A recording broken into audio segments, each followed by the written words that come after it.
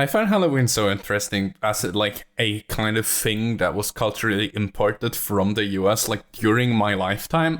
Oh yeah. Yeah, it was never really much of a thing in my friend circles when I was a child, and now it's everywhere, mostly because it's a commercial success to do dumb shit. That's yeah.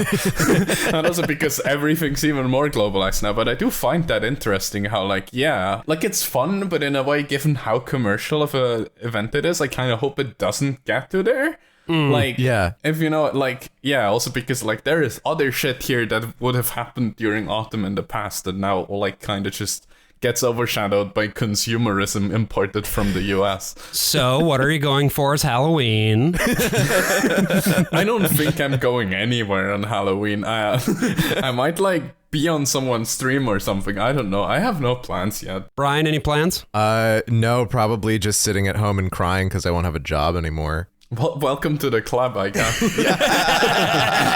So many possible worlds, but we got this one. So many possible worlds, but we got this one. Welcome to the worst of all possible worlds, the first and only podcast with no job prospects whatsoever.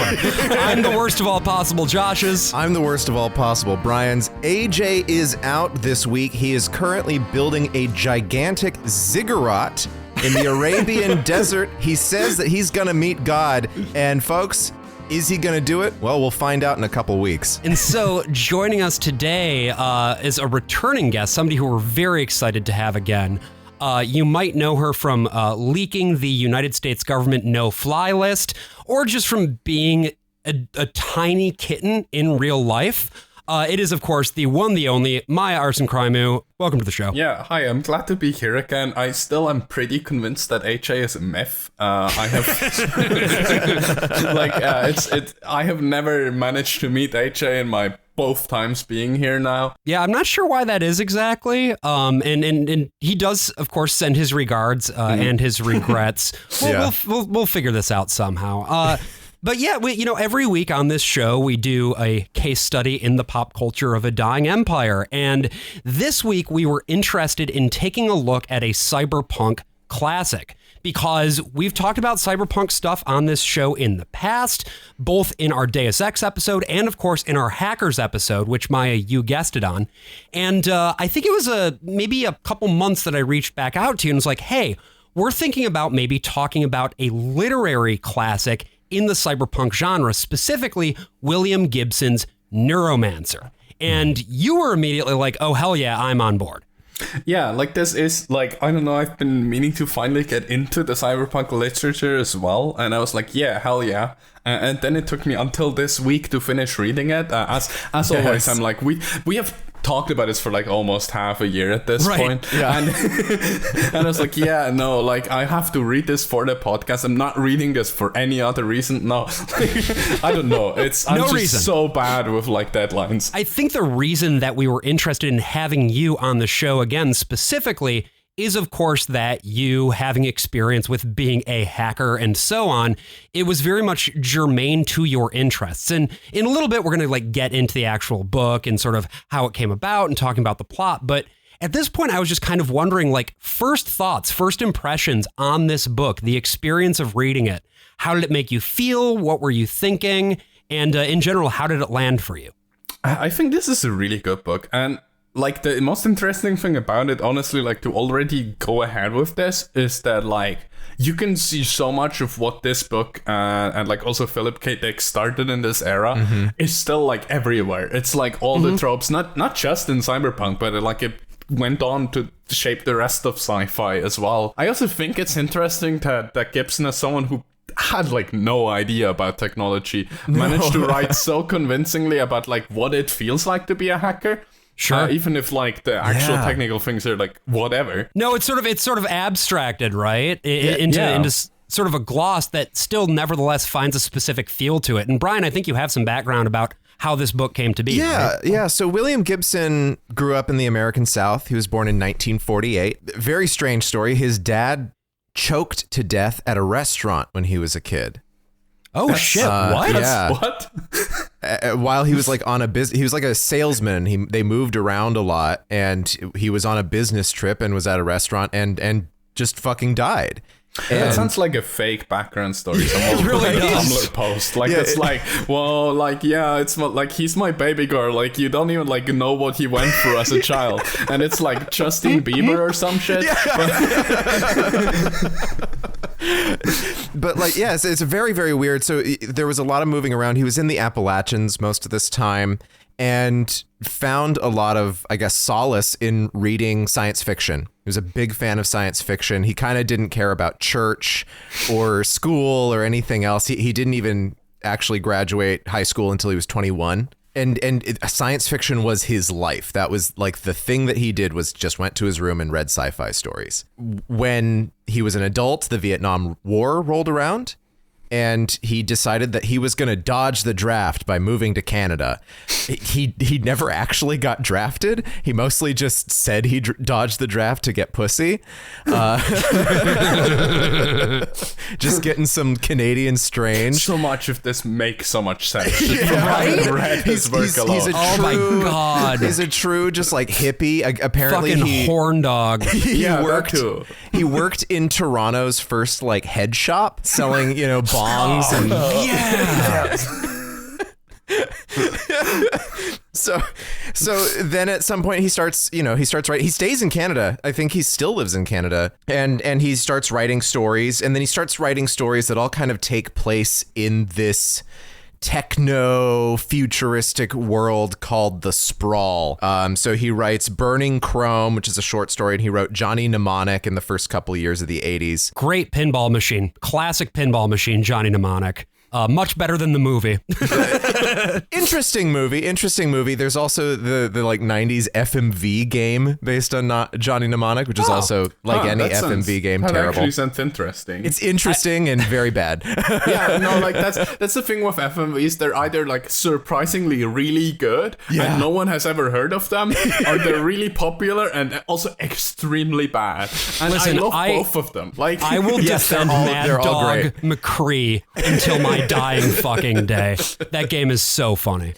So he was part of this like hippie movement in sci-fi that started in the 60s and included people like Philip Dick and Harlan Ellison and J.G. Ballard, who were making a new wave of science fiction. They looked at Joseph Campbell's 1949 book, The Hero with a Thousand Faces, and they're like, this shit sucks. We hate doing this. And this is at a time where science fiction is becoming increasingly mainstream, right? And then by the time we get to the late 70s, George Lucas makes Star Wars based off of The Hero with a Thousand Faces. Right. And now it's like sci-fi is not even a genre anymore. It's just everything. yeah, like, it's just pop culture. Yeah, that's just sci-fi. like, and so they were what it seems like is that the new wave of sci-fi was trying to make sci-fi that was still its own distinctive thing, separate from all this mainstream stuff and separate from the really like right-wing aspect of a lot of hard sci-fi. I still don't get where that came from. Like, how are you gonna make a thing like about imagining a better future or whatever, or a worse future with like a take, and your take is like we need things to be bad, actually. Yeah. I don't know, like right-wing art just generally confuses me so much, especially when it like protrudes into entire genres. It's just, I don't get it. I think part of it is that the United States got to the moon.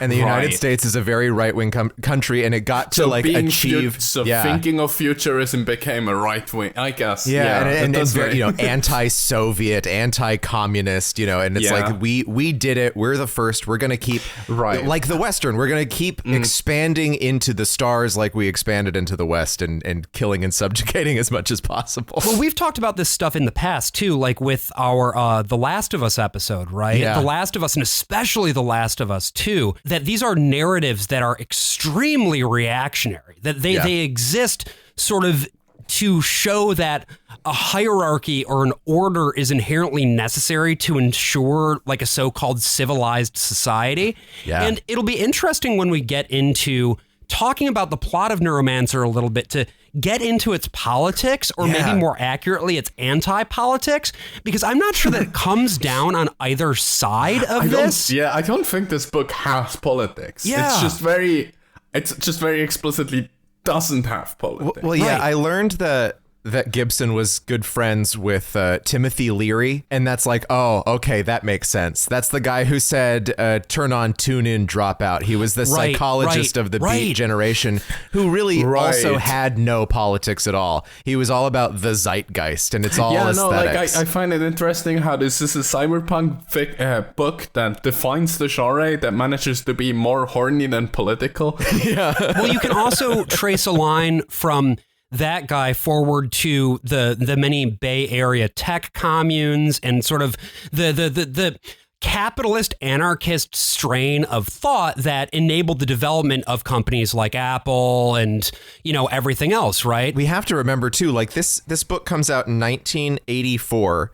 This is the same year that the first Macintosh comes out. So speaking of Apple, so personal computing is very much barely a thing. And at this point, graphical interfaces are still very, very new. And the Apple Lisa was not successful. The Macintosh was. And so it was like, it wasn't really a thing that people were thinking of having a computer in their home quite at the time. With that said, though, the idea of navigating through a computer as three-dimensional space was not a new idea. In fact, Tron had come out a couple years earlier in 1982. So I just wanted to point that out as well, that like there's new elements to do with personal computing and so on, but it's also to an extent playing in spaces that have already been defined in pop culture in a meaningful way. I find that really interesting about the introduction to this book, which I don't know. I think we all have the same edition, which like he wrote in 2004 as an edition, right? Yes, the green one. And I find that introduction really funny that he put this before the book, where he basically says, "I didn't fucking know shit about technology. I just like made some shit up. I also don't think that channels really look like the first sentence of this book." And it's just like, I don't know. This is interesting info. Why did you put this before the book? He didn't touch a computer for like 10 years. Yeah, no, it makes sense that his entire understanding of technology came from sci-fi. You can see that. It's not bad. Like this reads well. I think the main reason this still reads well today is because all of the way he describes technology is the same way other cyberpunk media still describes technology. Yeah. So that's why it doesn't seem so foreign. It's just because that's a still existing trope that he probably started as or solidified at least. Like I know that he wasn't the first one to bring this up, but I feel like Neuromancer definitely helped solidifying this concept of technology and sci-fi as like 3D and like crazy. Well, and just like people like J.G. Ballard or Philip K. Dick, his science fiction is not as interested in all of the real machinery of everything. He's interested in sort of making a surreal expression of the world as he understands it right now in 1984 as a guy without a computer. And I think that's one of the advantages like cyberpunk as a genre has. Yeah. Is that it doesn't get too lost in the technology of it or in describe or even envisioning it. And it's more of the like interpersonal things, the political aspects, even if there isn't a political take per se. Like this book discusses a lot of politics. It just doesn't have an opinion. So I do find that quite interesting. Like I think that's a good way to do sci-fi. Where like I don't know, like a lot of sci-fi slop I used to read, it's just, or even just fantasy like as well, where you get way too into the mechanics of the universe rather than like just exploring shit in it. And I think that's the cool thing. I'm glad that we kept that from this time, even though that just came from the fact that these people didn't know how technology worked. And so there were some other cyberpunk authors that came before this. There was the short story Cyberpunk, which that title reference, it means like it's a person, probably more akin to what we would call a hacker. But they were kids, they were cyberpunks, they were in little cyber gangs. But this is really the book. What if there were good cyber gangs rather than these bad cyber gangs that have been just a thought that I had. Yeah. And we're also getting in the 80s, at least in the US and the UK, we're getting this interest in noir again, in old crime novels, in recreating noir stories. So in movies, we get people like the Coen brothers. Their first movie is Blood Simple, which is classified as a neo-noir. And in science fiction, people start moving into the cyberpunk realm to tell stories of criminals and heists and people, operating in shady alleyways and going to darkened bars and coming up with terrible schemes and blackmailing each other and all that. And this book is like the locust. This is the thing that gets translated into like 100 languages. Everybody knows what it is. And William Gibson is still just like some guy in Canada with a typewriter being like, well, isn't that neat? And the way that this book starts is very much in that mode, right? It is immediately kind of noir. The first sentence, the sky above the port was the color of television, tuned to a dead channel. I love that sentence. Yes, so good. It's such a good sentence, and I think it's funny that he doesn't stand by that sentence anymore. Like, based on the intro, it seems like he regrets starting it like that. Yeah, because he's like, no one knows what that channel looks like anymore. Well, it's just like, maybe not. Like, if you don't know analog television, but it's funny that he said in 2004 that... Wait, 2004? Before the DTV transition even happened. Come on. In 2004, he said that 13-year-olds wouldn't understand this, which I find really, really funny. Yeah. Because, like, I was not 13 years old in 2004 yet, but I know what a dead channel looks like. I grew up on analog television. I was 13 years old in 2004. Yeah. It's evocative, right? Because it's immediately grounding. If you've seen on an analog television set, sort of that snow, right? Where it creates an image in your mind, it creates a sound in your mind, and you're just looking up, and there's nothing there but sort of a fog and a shroud and something that grounds us now in this world. This is not a beautiful place. This is not a place that has sunlight. This is not a place that has happiness. This is just purely being grounded in the grime, in the mire of this cyberpunk world, right? I find it really interesting. This is going to make me sound way older than I am. For context, I am 24. Just putting this here for anyone who listens. But I feel like TV Static is like one of my first formative memories. Wow. And I'm autistic. I was a very autistic kid. And sometimes I think I watch TV Static for like an hour trying to find images in it. And just like sitting there in front of the like not connected analog TV, just really close with my face right up to it, trying to find the images in it, and like touching a CRT also gives you this feeling. It's just like this magical device that just... Yeah, you can see figures forming in the static sometimes, and it's like, I don't know. There's something that I suddenly remember now that we're talking about this again. Yeah. It is interesting. Like, that seems so far away, but like, no, I grew up on that shit. Well, there's a very tactile nature to analog broadcasting, right? And analog over-the-air television, and the way that it is, in fact, that the picture, what is going on in terms of the physics of the thing, is that it is that snow resolving itself into an image when you are talking about a traditional analog broadcast. Yeah. And this book has what I could only describe as a very analog feel, which is interesting. This book does feel like you're reading it from a VHS tape in a way. Like, it's what we learn in the first bit of this book is that our main character's name is Case, and Case is, he's a cool guy. He does like drugs and shit. Oh yeah. He's not like the other boys. And there's definitely more than a little bit of self-insert going on here with Case, right? Yeah, you can tell.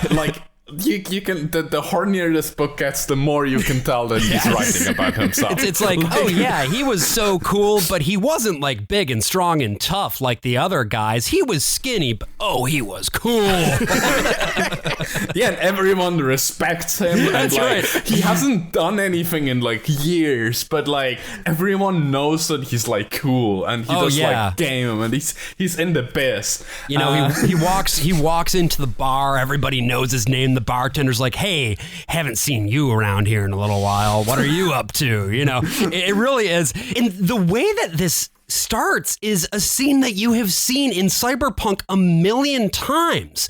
And yet this was the origination of that trope, right? Yeah. Case comes into the bar, and it's called the Chatsubo, which is a bar for professional expatriates. You could drink there for a week and never hear 2 words in Japanese. Rats was tending bar, his prosthetic arm jerking monotonously as he filled a tray of glasses with draft Kirin. He saw Case and smiled, his teeth a webwork of East European steel and brown decay. Case found a place at the bar between the unlikely tan on one of Lonnie Zone's whores and the crisp naval uniform of a tall African whose cheekbones were ridged with precise rows of tribal scars. Wage was in here early with 2 Joe boys, Rat said, shoving a draft across the bar with his good hand. Maybe some business with you, Case?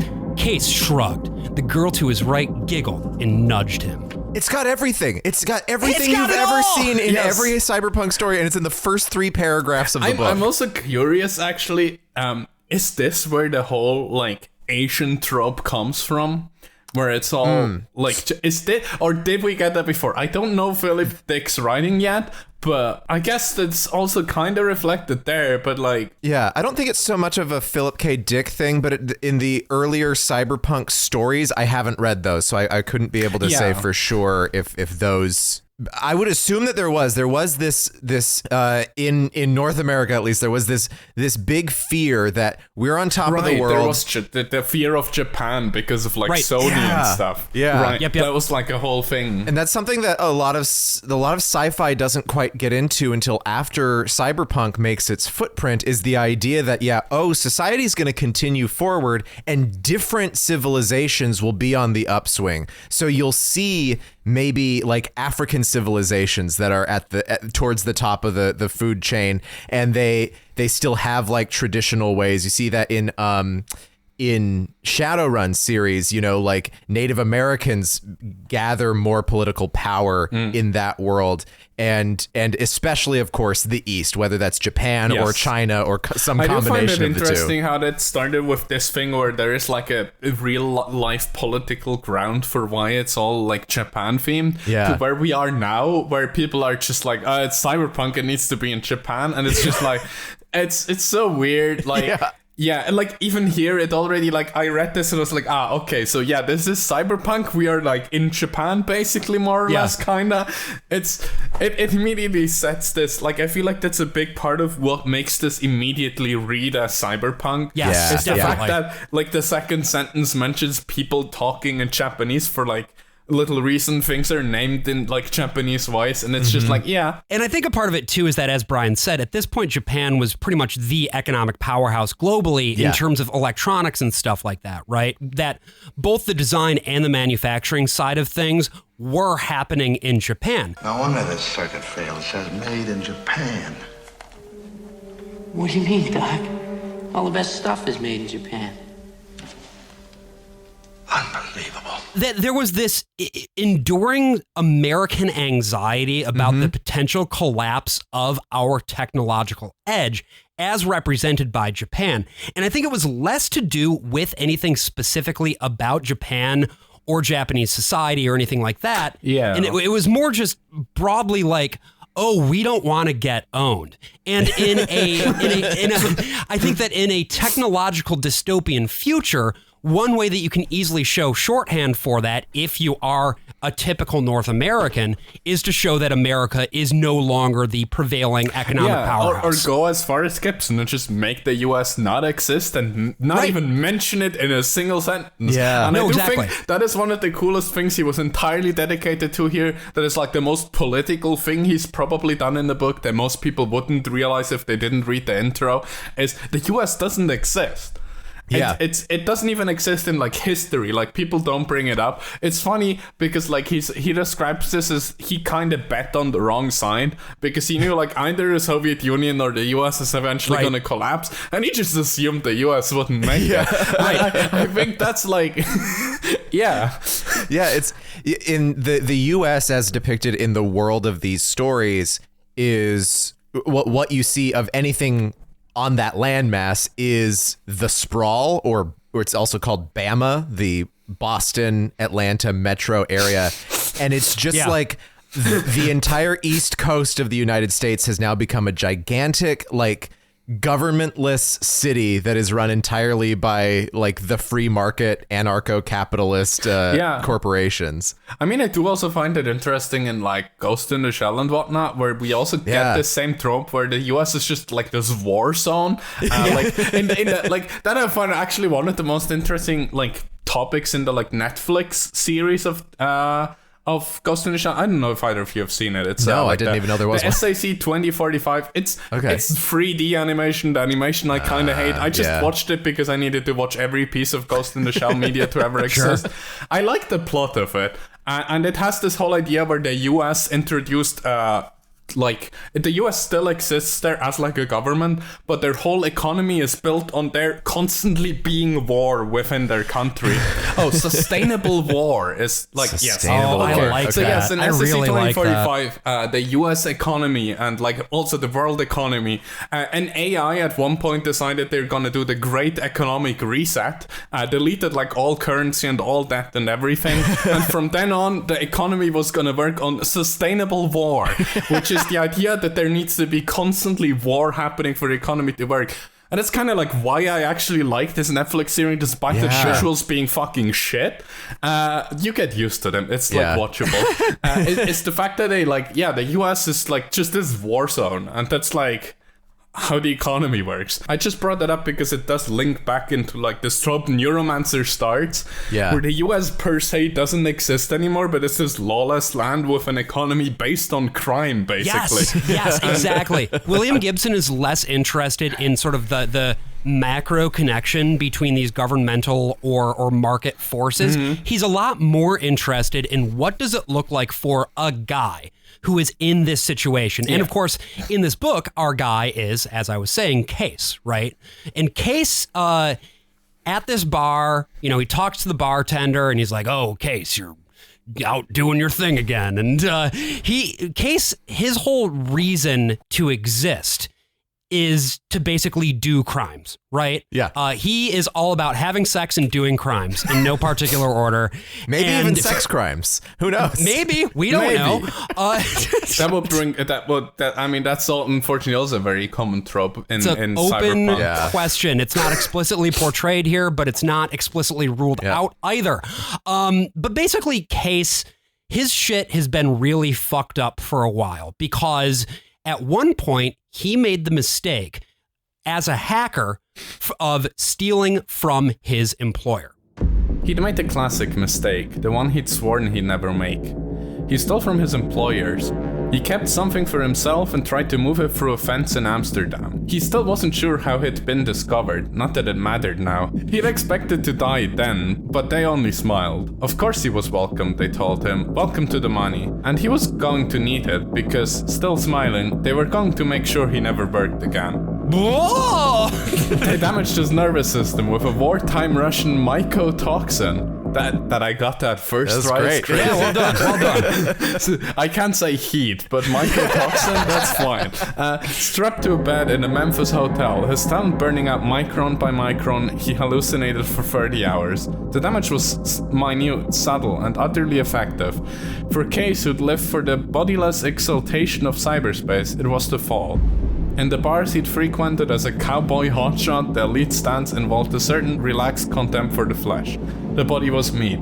Case fell into the prison of his own flesh. And so here we get something that is also a recurring theme throughout this book, which is the idea of the body as meat that can be readily modified, augmented, and changed, but as more of a, an appendage to the true self, right? That the true self is that which can also exist in cyberspace, which we'll talk about in a little bit, that the meat is almost an inhibitor to the true self, right? Yeah, the thing I do think is interesting about that specific trope, which is introduced there very early in the book, is that this like stays throughout the book in Case thoughts. He keeps talking about like the flesh being worse and not worth anything. And I think it's interesting because I'm not sure if that's like actually a thing in this society or just him. Yeah. Because he's the only person who ever really talks about like being in cyberspace. Everyone kind of makes fun of him. Like Molly later on is like, yeah, dude, fuck off. I guess you're a weird nerd in some way. Whenever he does like cyberspace shit, I think this might just be his worldview, and I do find it interesting how it's never really resolved whether like everyone thinks like that, because I think that like main thing here is that basically no one like can operate decks beyond like these cowboys and whatnot. Yeah, it leaves the question open-ended a little bit, because one thing that we do frequently see is people who have performed some sort of body modification or augmentation of some sort. And different people do it for different reasons. So a lot of people will get work to avoid the aging process. People will get augmentations to be stronger, whatever. But I think you're right that we never hear from those people explicitly about why they do it. We just hear that they have done it. I think like a lot of people are getting augmentation and stuff. Like the body is definitely like this mutable thing. But I'm just not sure about like the whole idea of like the cyberspace self is more important, because like that's it is to case, but it might not be right. But it might not be the societal standard. I do find it interesting how much like the theme of like not wanting to age happens here. And I don't know, judging this book so far, a lot of this reflects Gibson's like personal thoughts. Like this is very much just like him dumping his thoughts in the style of like all the books he read when he was like 14. So I do also wonder whether this is him trying to reflect on his like relationship with aging. And Brian, you said he was born in 1948 and this came out in 84, so that would make him what, 36 at the time, if mental math serves? So he's a baby boomer, and that the counterculture, especially of the baby boomer generation, was all about youth. It was the youth culture. And part of, I think, him looking at computers and looking at hacking and phone phreaking and whatever else he was aware of is he sees, oh, this is a new generation of young people. Oh my fucking God, I'm so fucking old. So like you can definitely tell that he feels old. Like throughout it. He wants to be a part of this. Like that's much of like the whole self-insert character of Case, which I think we can just call it that. For sure. He just wants to be a part of the game, which I think is also interesting with the specific excerpt we heard of like, him losing the powers. Like a big part of this book, at least for the first like quarter or so, maybe less, is about the guy who has all these hacking powers not actually having these and struggling and trying to get by. And I think that's also just about his experience trying to fit in with these cool people who do technology. Yeah, for sure. Like, because he, I mean, after we get this introduction to Case, we have a series of scenes in which he's basically hustling, right? He gets some hot RAM, and he needs to go and find somebody who can sell it to, but he finds that there's somebody who's on his tail, and we get these sequences in which he is running away. He, runs through an arcade and jumps out the back window, goes back to the hotel that he stays in, which in this world is just a series of coffins that you sleep in, I guess. Yeah. It's like capsule hotels. I'm pretty sure this is actually inspired by like Japan starting to have like capsule hotels and stuff at the time. And it was like, this is gonna be a thing everywhere. Yeah. It's just an interesting turn of phrase that they specifically call them coffins. It took me so long to realize what they were talking about. And Case gets back to his coffin, and wouldn't you know it, somebody else is in there. Blah! Who's this? And, like, he thinks it's like his girl at the time. They're always just girls. They're not girlfriends. They're just girls. Yes, he thinks it's his girl Linda Lee, but it's not Linda Lee. It's somebody else. Molly, who had previously appeared in Johnny Mnemonic as a character. And Molly is, I don't know, how would we describe her? Like, she's the cool girl, obviously, and physically we know that her body is very, very nice. William Gibson wastes no small amount of ink on that. It's definitely. I hate to say this, but William Gibson gets into the category of male writers. Yes, I don't think I need to say more, but like, he would say that she breasted boobily down the stairs if he could. The sheer number of times that he's like, and her breasts were Yeah, no, like whatever. Gibson's a boobs man. Like that much is clear from this book. Absolutely. No, like yeah, I don't think her ass is mentioned a single time in this. No. But her boobs come up like every other page as soon as she's introduced. Yeah. But yeah, like how do we find her as a character? I think she's cool, but I guess she's like written to be cool. I don't think it's really I feel like it's hard to not find her cool just because she's very explicitly written to be the cool one. She's a killer. She's slick. She gets in, she gets out. She does some murder. She's got these things over her eyes. He never sees her eyes, and that's like a really big point as well. I think he might also be an eyes guy. Oh, he's definitely an eyes guy. Eyes are the boobs of the face, you know? Yeah, That's right.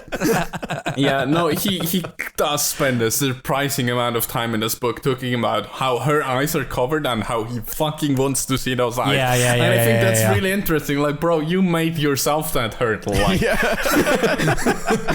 Well, I think there's this idea that Gibson wants to preserve a certain mystery to the character of Molly, right? Yeah. Because for Case, he doesn't ever quite know what it is that her full deal is. And she is intentionally this way, right? She doesn't want him to know what her full deal is. And so what we know about Molly is that she's cool, that she's hot, and that she is here to help Case get his shit back together. I think that her like razor hands are already introduced at the very start. Because she does also have this body mod. Like she has two. Like she has her eye thing, right? And she also has like retractable razor things in her fingers.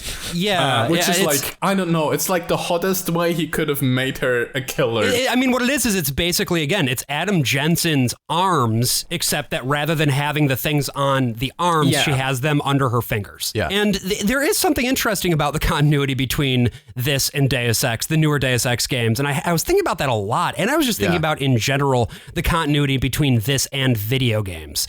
That you've got like these cool, stealthy assassin characters. And that's just such a trope now. But I don't think that it was that way as much at the point that this book was written. I think like the thing that always kept coming up for me was that she is kind of like Motoko from Ghost in the Shell, and just the sense that she's a cool woman character in Cyberpunk, which like, yes, that comes up, but like to be an actual important character in this, it's still honestly surprisingly not much of a thing. Like, it's important that there's always a dude, which like that's still the thing I find so interesting about Ghost in the Shell, is that we have actually a female main character. That's what the more Cyberpunk I consume, the more I'm surprised by this. Also, like, considering which time Ghost in the Shell came from, like, not that she's not sexualized or anything, she absolutely is, but like still, it's like, and I think in a way like Molly is more of a main character than I think even Gibson himself realized. I agree. Yeah. She for all of the side characters, she's somehow so important to this plot in a way no other character is beyond Case. And we'll talk about that later on, because it becomes increasingly core to the book's narrative, especially in like the back third. For now, Molly exists as the way to sort of move Case's story forward, which happens because Molly breasts boobily up the stairs to bring Case to an ex-military guy named Armitage. Yeah. And this Armitage guy was involved in something called Screaming Fist, which I guess was this like a cool operation name in your it's so cool. It's like a military op that was over the Soviet Union that basically failed, but Armitage came away with sort of better knowledge of how all this cyber shit works. And he's got some sort of a personal mission in mind. And that mission involves recruiting Case, because Case is the coolest hacker that the world has ever known, right? Yeah. Obviously. I mean, he's the main character of this book. And so basically the gist of it is, you know, one more big score, right? If Case can secure the MacGuffin, then they can fix Case's like mental illness that exists as a result of the torture that his previous employer did to him. What would you say if I told you we could correct your neural damage, Case? Armitage suddenly looked to Case as if he were carved from a block of metal, inert, enormously heavy, a statue. He knew now that this was a dream and that soon he'd wake. Armitage wouldn't speak again. Case's dreams always ended in these freeze frames, and now this one was over. What would you say, Case? Case looked out over the bay and shivered. I'd say you were full of shit. Get him! Get him! I like this line so much because while reading this book, I was okay. This is kind of a shout out, but like while reading this book, I was also watching a lot of the Snapcube Sonic fan dubs, and I was just like, this just sounds like something Sonic would say in that dub. I'd or say like you were full of shit. Eggman, you're full of shit, Eggman. But the thing is, this is not just a dream. This is real. Yeah. Armitage is going to be able to get Case's body back to the way that it was. And so Case agrees to do the deal. Not that he really has that much of a choice, honestly. He goes back to his hotel where he immediately fucks Molly. Yeah, Molly more accurately fucks him. Molly is like, don't worry, I can see in the dark. And that's the funniest shit anyone has ever written during any sex scene. My It's vision like- is augmented. I just read the start of the scene. I was like, okay, they're just gonna fuck for like no reason. And then it goes on, and he's like, whoa, it's so dark, and like, where are you? And then she's like, whoa, don't worry, I can see. And she guides his hands and shit. And it's like, he's so clear. Like that was the point where it became so clear that this is a self-insert, and he wants to fuck Molly from his previous short story. Like, especially now that you're saying that she appeared previously, it makes so much sense why she's in this one where he has a self-insert. It's also like, that he, again, it's Gibson's very clear, like, kinks. Like, he wants to have sex with a hot lady in complete pitch black, right? Yeah. Like that. And That's she guides him, and she does the he wants her to be able to kill him. Respectable to be into that, but also at this point, it doesn't make sense for them to be fucking. No! Why does she fuck him? There's she doesn't have a reason to. Is it just because she wants to get him under her thumb a little bit? I don't know. Like, I don't get it. Like, the scene really starts with him being like, oh, but why are you here? And she's like, ooh, I'll show you. And then she like writes him, and it's just like, huh? It reminds me of Dade's Dream in Hackers when Angelina Jolie like runs in and rips off her shirt and jumps on top of him, you know? Yeah, absolutely. But it's just like, but it's real. There. It's not a dream. Yeah. No, like it was the point where I was like, yeah, this is just written like a fanfic in a way. It's just he's just good at writing, but like this is like a good fanfic writer could have written this entire book. Oh, yeah. Well, and especially now that I discovered the other day. This is like the Maya Mortal of cyberpunk. I discovered the other day that we have now inspired a fanfic on AO3, not of us, but of characters from Adventures in Odyssey. So I don't remember what it's called, but I went and found it, and I was simultaneously horrified and impressed by it. Good/bad job, listener, if you were the one who made that. I hate and love you. So there's a couple other pieces that we pick up along the way here plot-wise. We learn that Case's ex-girlfriend, Linda Lee, is now dead. Somebody tracked her down and murked her. And so we move from Japan back to the Boston-Atlanta metropolitan axis, the previously mentioned Bama. Home. Home was Bama, the sprawl, the Boston-Atlanta metropolitan axis. Program a map to display frequency of data exchange every 1,000 megabytes a single pixel on a very large screen. Manhattan and Atlanta burn solid white. Then they start to pulse, the rate of traffic threatening to overload your simulation. Your map is about to go nova. Cool it down, up your scale, each pixel 1,000,000 megabytes.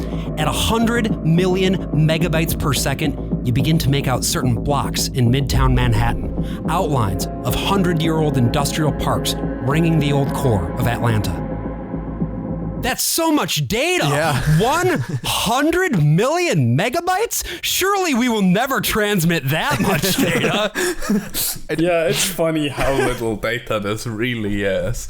I don't think he quite understands what a pixel is, but you know what? His heart's in the right place. I find this really funny to read because it was like really visual, and he was like, it's like good writing, but also he has no fucking clue what he's talking about. Like it doesn't distract from the writing, like I can read this and it's cool and like but it's also like like you could has he heard of the concept of research? That is something I ask myself at numerous points in this book.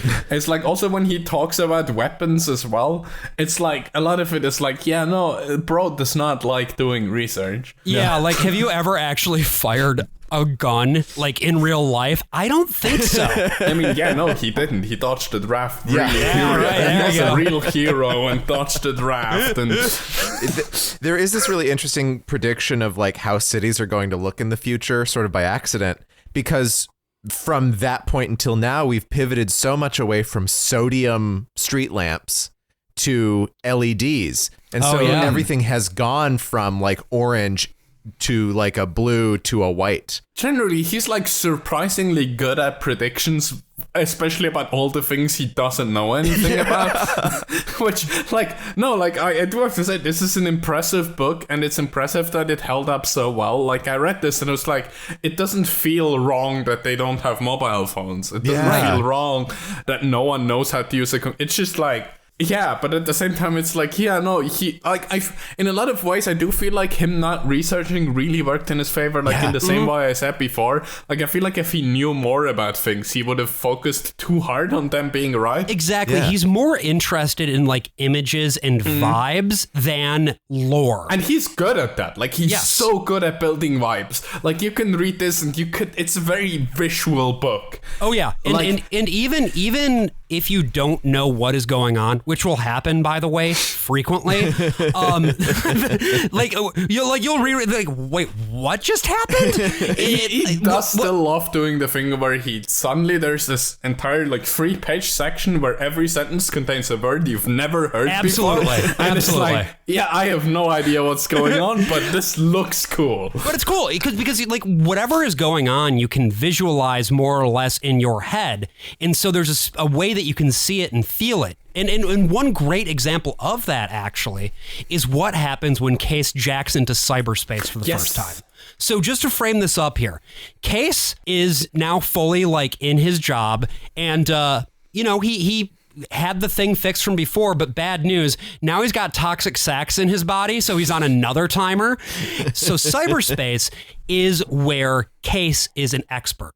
What he's able to do is hook up these trodes to his forehead, and his brain integrates with this digital layer that exists sort of parallel to and also on top of the real world. Also, we just have to say that, like, I don't know, if people listen to this in a year and Neuralink by Elon Musk has been really successful somehow, it won't be. We don't know. Maybe cyberspace looks just like gonna kill people. Now. So if we sound stupid saying that this isn't how things work, no, okay, I just to make it clear, I have no belief in any of that working. Elon Musk is just gonna accidentally kill himself, and it's gonna be really funny. Please, God. So cyberspace in this book is described accordingly. Cyberspace. A consensual hallucination experienced daily by billions of legitimate operators in every nation, by children being taught mathematical concepts, a graphic representation of data abstracted from the banks of every computer in the human system, unthinkable complexity, lines of light ranged in the non-space of the mind, clusters and constellations of data, like city lights receding. So that's cyberspace, as apparently narrated in a children's television program, according to the internal lore of the book. Obviously, cyberspace is a term that we still all use now, and generally speaking, we just use it in the context of, getting online. But in this book, cyberspace means something very specific and a little bit different from sort of what cyberspace is in the common parlance. Yeah. It's okay. If you've seen The Matrix, you can imagine it in a sense. It's like you see cities, but it's like just cities of light. It's honestly, the thing that came to mind immediately is Hacker's opening sequence. And the ending. And the ending. Yes, the like hacking sequences and stuff. It's like servers are like these big lights on the horizon, and you can move there, and you like tell your computer via voice input which coordinates you want to go to, and it's kind of cool. Like I don't know, like I do think like it's the thing about how Cyberpunk imagines technology works, it's always the most impractical shit imaginable, but also it's so incredibly cool. Once the internet becomes a widespread thing, especially on home computers, it's far simpler than that. We're just opening up pages of things or watching which videos. Is way more practical. Yeah. What William Gibson predicted, though, has now become a reality thanks to Web3. Yes. And it sucks even more than William Gibson ever could have predicted. We are actually doing this podcast right now in the metaverse, and it's like we're all in the same room together. Yeah, it's true. All of us have legs. Yeah, and we're like glowing. Yeah. This is being conducted entirely in Roblox. Yeah, you're gonna do the next episode in Fortnite instead, and there will just be random pop songs playing in between, but do not worry about it. It is interesting to me, though, this idea of like a space in which the human imagination and the human brain and the connected power of all of humanity's brains build this simultaneous virtual space, right? Yeah. In some ways, I do feel like this is the dream that, as we were saying, like fucking Elon Musk wants to achieve. But I think this book then also touches on why that's a bad idea again, with like, which I do find interesting that there is like actual nuance in this book. It sometimes surprised me when there was suddenly like some nuance happening. Like just generally the idea of like, being able to like actually plug in and be completely immersed in this world. It will make so much shit like easier. It will make it easier to like interact with things because it would be natural, like you would be like moving your body. I think it's interesting though that they depict this world where you both have this brain computer interface, but also while being in that you still need to give voice commands to your computer to do shit. And I think it's really funny how probably accidentally William Gibson envisioned technology like it is nowadays, where it's this weird imperfect mess of dumb shit that's just this way because of companies. Which then later on comes on as well, which I think this is a concept that I find really funny because I don't think he thought about this until the last few chapters, where it's suddenly relevant that his throats have this specific interface that only works with Hitachi.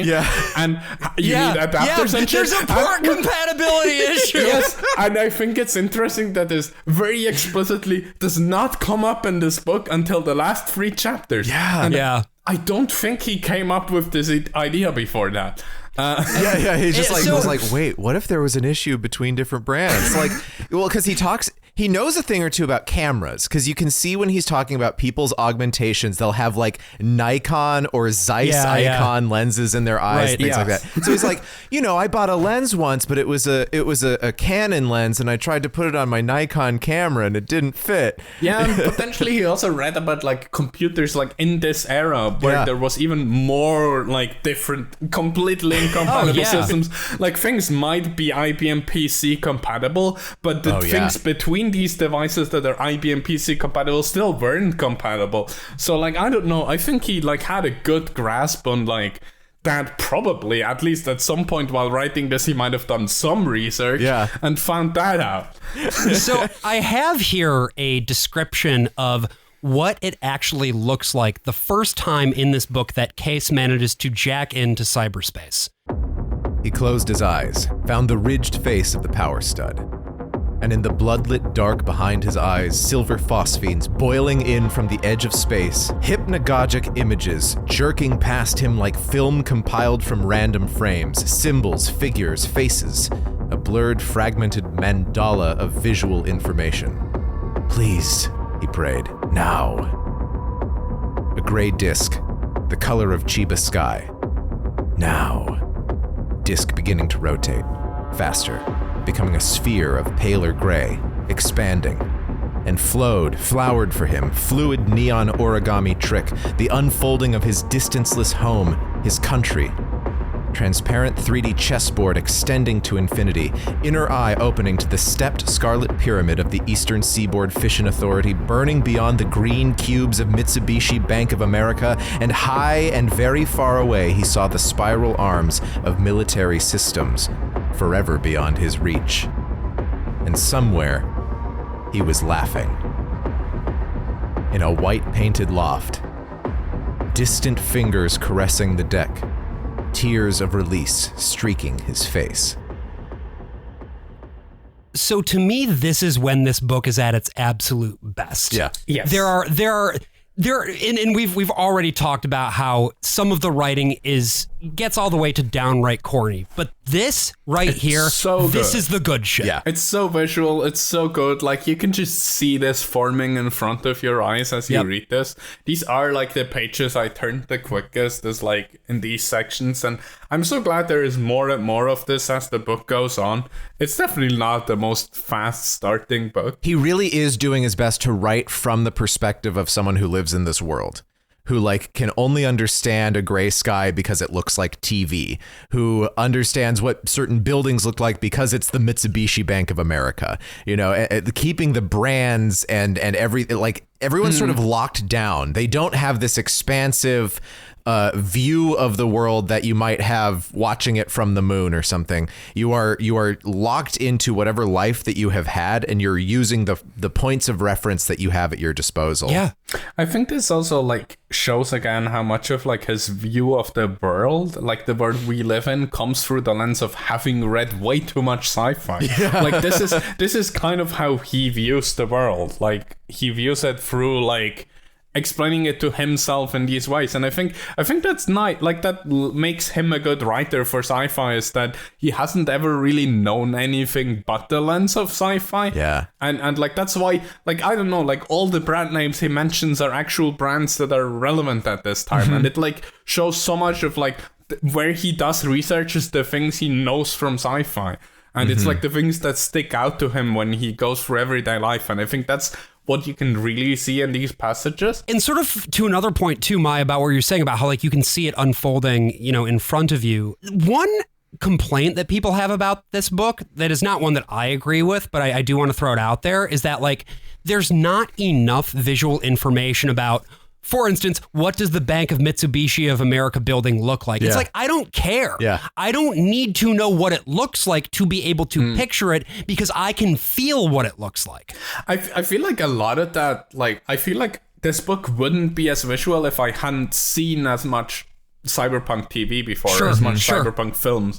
I feel like a lot of this book makes sense if you know sci-fi, which, like, as I said, like it shows that he knows sci-fi. That's like the one thing he knows. What was most striking to me about this prose in this book was I was expecting to pick this up and it was going to basically be like Clockwork Orange. It was just going to be like they were going to throw a million pieces of slang at me, you know, ooh, Cyber's coming down with the Johnny boys, flipping on the drink drop, drippity doobity doo-doo. And I was like, oh, this is going to be fucking just like impossible to read. But like, because that's the stereotype you get. That's the joke that you get of cyberpunk, is like someone just getting really in the weeds on all of this weird stuff. Sort of like with fantasy and people getting like too into like rules for magic, like Brandon Sanderson or something. And instead, I think it's very concise. It's a very like plain. It doesn't even lean too far into like the noir, like really trying to be super stylized. Like he just has a story to tell and he tells it. Yeah, he's actually very economic with it. Maybe a little too economic, because sometimes you're just like, oh, we're in space now. Like, do you know how we got into space? Do you know why we got into space? No, we're in space now, though. No, like, yeah, his locations, which is just to show that this is an international world, were really funny. Yeah. Because to this day do not really understand why they switch locations so often. Like the one to space and the very end starts to make sense of why they did it. I feel like he's playing too hard into the thing that Case doesn't have info.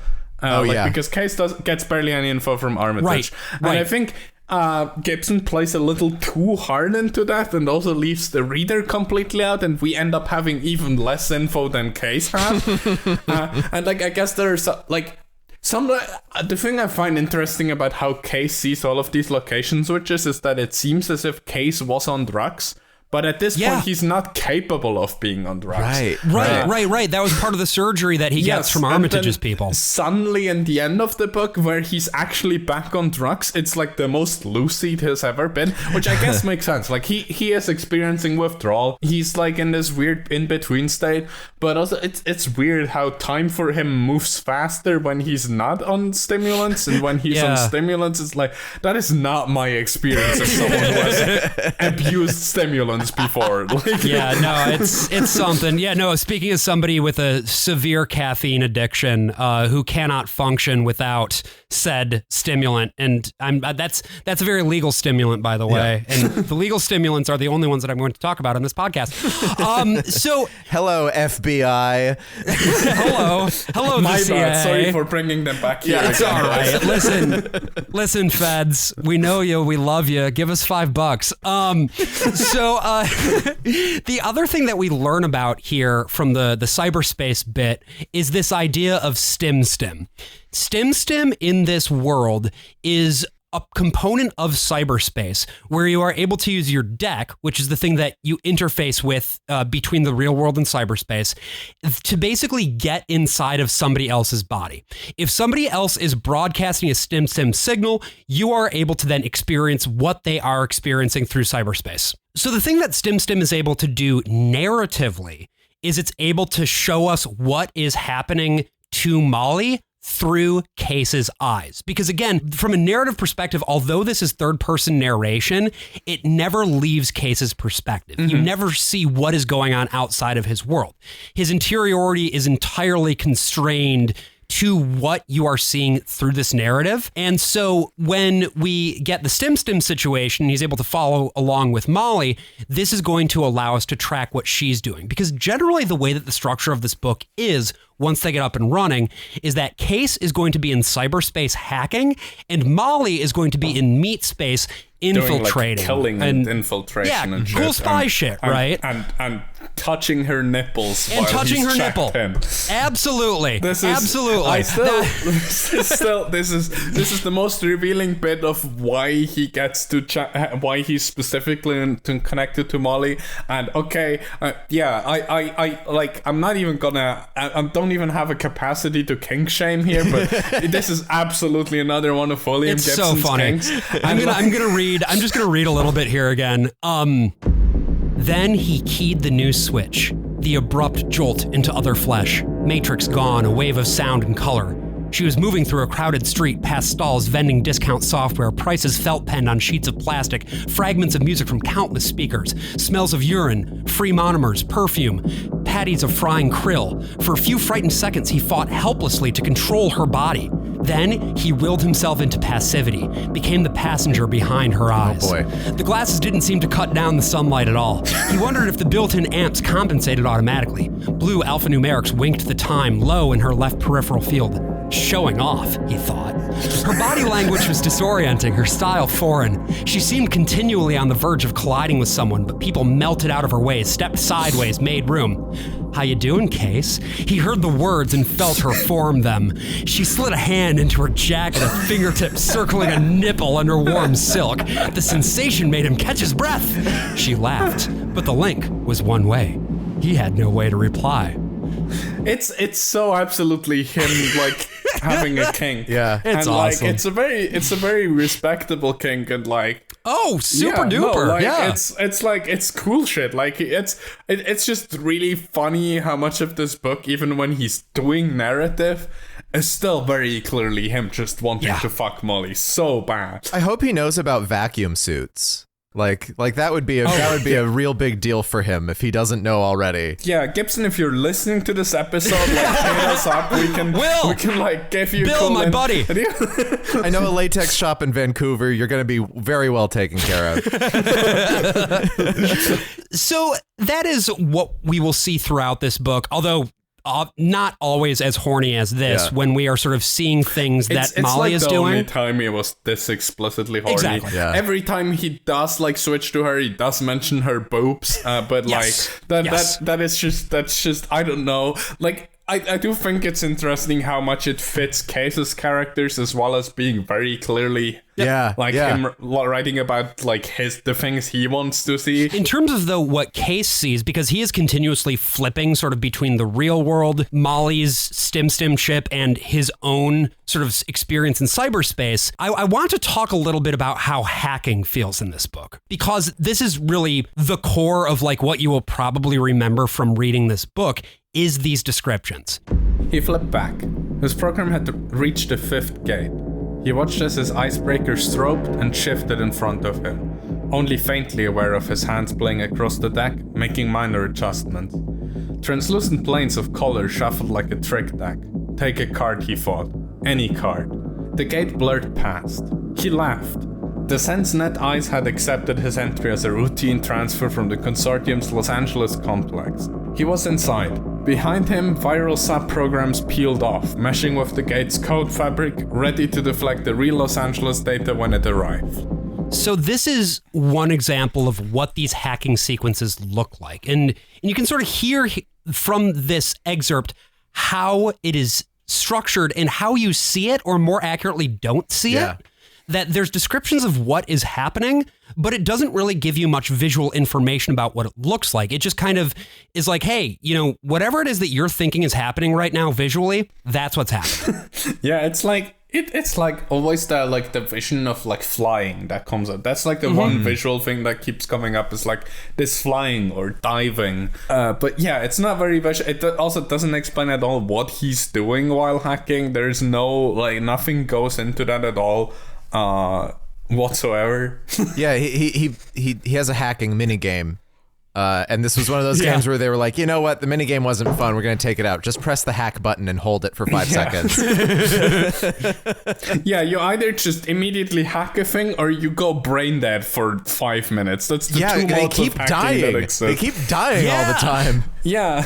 It's crazy. We learn that oftentimes when Case is going into hacker mode, his brain just stops functioning. But like he's only like the second guy who's like doing this and surviving, and here we get back to the whole thing. Yeah, because of how cool he is. He's so cool. Here we get back into how Gibson wants to be really cool in this book. I think it's funny how we start this off with Case just seeming like the most average hacker imaginable, but then we learn about like his past hacking friends and this guy he learned to hack from, who everyone was scared of because he was like brain dead for 40 seconds or whatnot. Right. And like at some point in the book, it's just like at that point it's just kind of an offhand mention of how Case was just brain dead for 5 entire minutes while hacking. Right. And he's just fine coming back from that. And it's like, yeah, okay, we get it. You're cool and you're the best hacker to have ever existed, and no one knows that. Like everyone just looks at you as this dweeb, and it's like it's so like Gibson.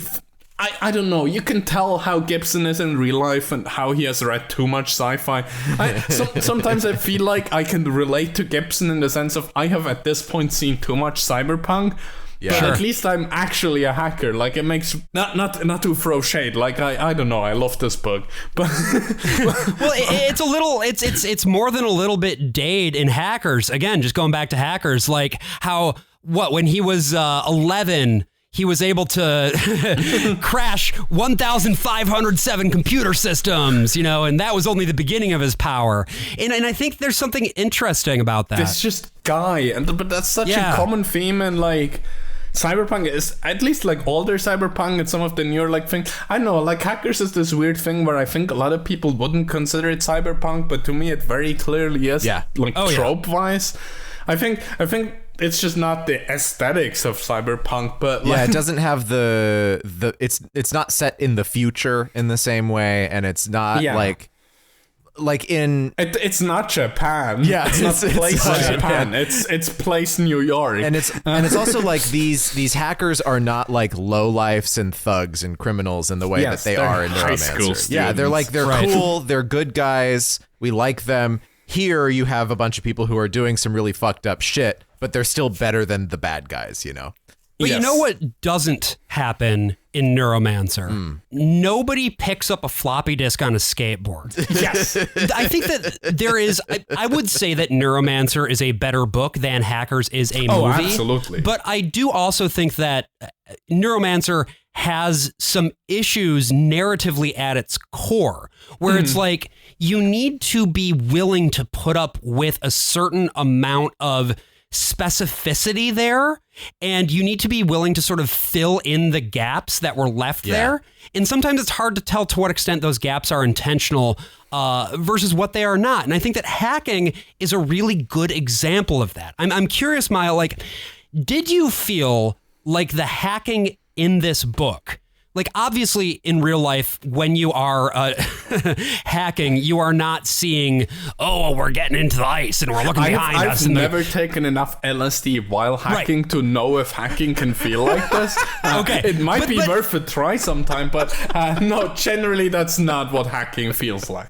Well, what about the sort of emotional component of it, the rush, the feeling of all that? Like, do you feel like it captures that I feel like piece? it does capture that. I think I already told you that in like our previous text conversation about this a bit. Like, especially this is very early in the book where he's still like living his low life thing, like past beyond hacking, and like his paranoia, his like constantly on the run. Like this is kind of a lot of what drives this story. Is paranoia, even if it like goes back a bit more in the background. It then becomes the paranoia about like the sacks of toxin he has inside him. But this book is about paranoia. And I don't know, I showed you my notes. I have to read this one out because it says a lot about me reading this book. This is like the last note I took after that the book kind of took me. But yeah, I just wrote the mania. This is his work. This is what he does. This is my work. This is what I do. Who am I? What are days? Fuck. and like, I don't know. Like, I was just in this moment and I realized, like, I don't know how Gibson did this. Yeah. But the feeling of, like, paranoia, the feeling of, like, this was at a point where he wasn't even doing hacking work. He was, like, a killer and, like, a career and whatnot. But it still is, like, this feeling of, this is my work, and it's also slowly ruining me. And also, I am, like, constantly feeling like I need to run away from my life. You can very much tell, like, it's very explicit in the start that he's just kind of trying to get himself killed on the job. Like, that's a very explicit thing in the start of the book, and like kind of what Molly saves him from in a way.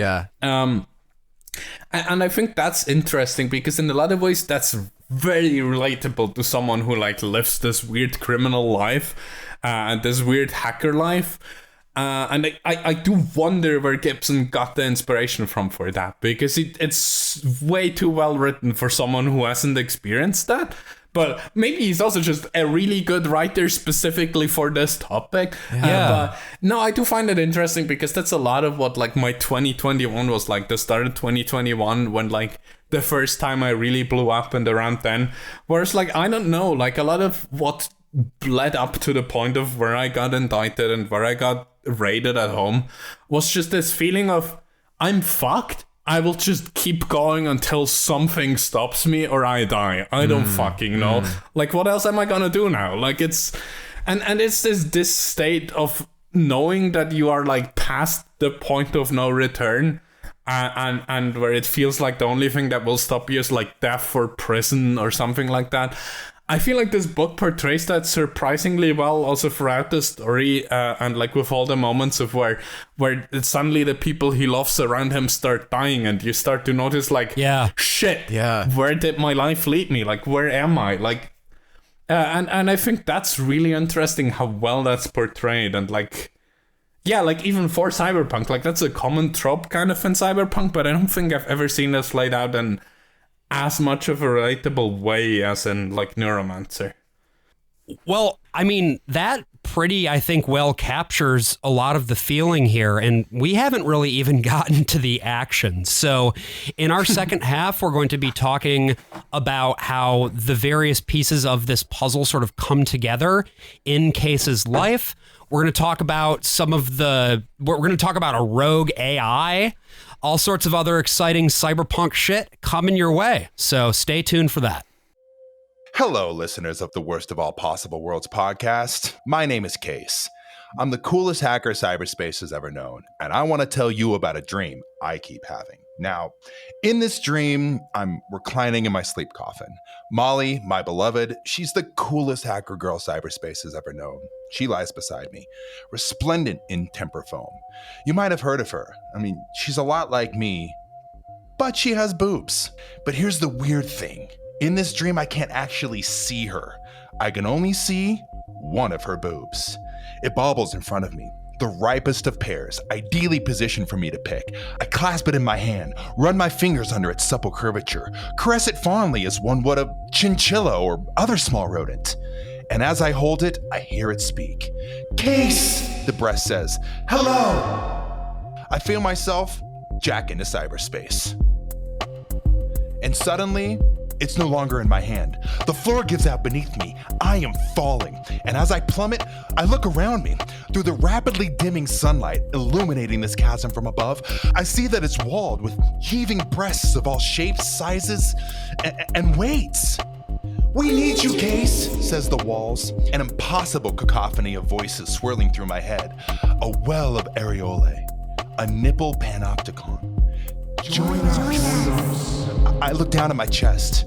Where once there was a bisected flat plane, there is now one gigantic breast. I hold up my hand in front of me. It too is a breast. My arms, once firm and rough, are now smooth, rippled with nipples. The hand swallows the arm, the foot swallows the leg, the torso swallows its appendages, then my head. I am encased completely. And in this moment, I feel absolute peace and tranquility. It is a reward greater than cracking the densest ice, a release beyond that which I felt after eluding even the most advanced AI. I am overcome. Tears well up inside of me until I can no longer hold them in. I lactate. I have become that which I love most. I am a boob. I jack out. So yeah, I mean, I'm having trouble unpacking this one. And if you have any ideas for what this dream might mean, feel free to get in touch with me or my friends at the Worst of All Possible Worlds, or email me directly at case@supercoolguy.hacker. Appreciate your time. Thanks for listening. And now back to the show. So in our first half, we talked a great deal about, I almost called him Dade because I just have hackers on the brain. Case. There should be a glossary in the back of the book, but we've got Case. He's out here. He's getting that bread. He's hacking those systems. And we go through a sequence in which there's one of these big hacks, right? He goes ahead and he hacks this company called SenseNet. And SenseNet has a security system, and this is where we're introduced to the concept of ice. Now, ice in this world is exactly what it sounds like. It's a huge block of digital ice, and you it's get like through what it. We call a firewall in the Exactly. real world, except it's like the opposite. Because in this world, an icebreaker is basically the program that Case needs to fire up in order to get into these systems, which have unimaginable complexity, and so getting into them requires the aid of a dedicated program. And the other thing that we should note here is that dedicated programs can also be personalities.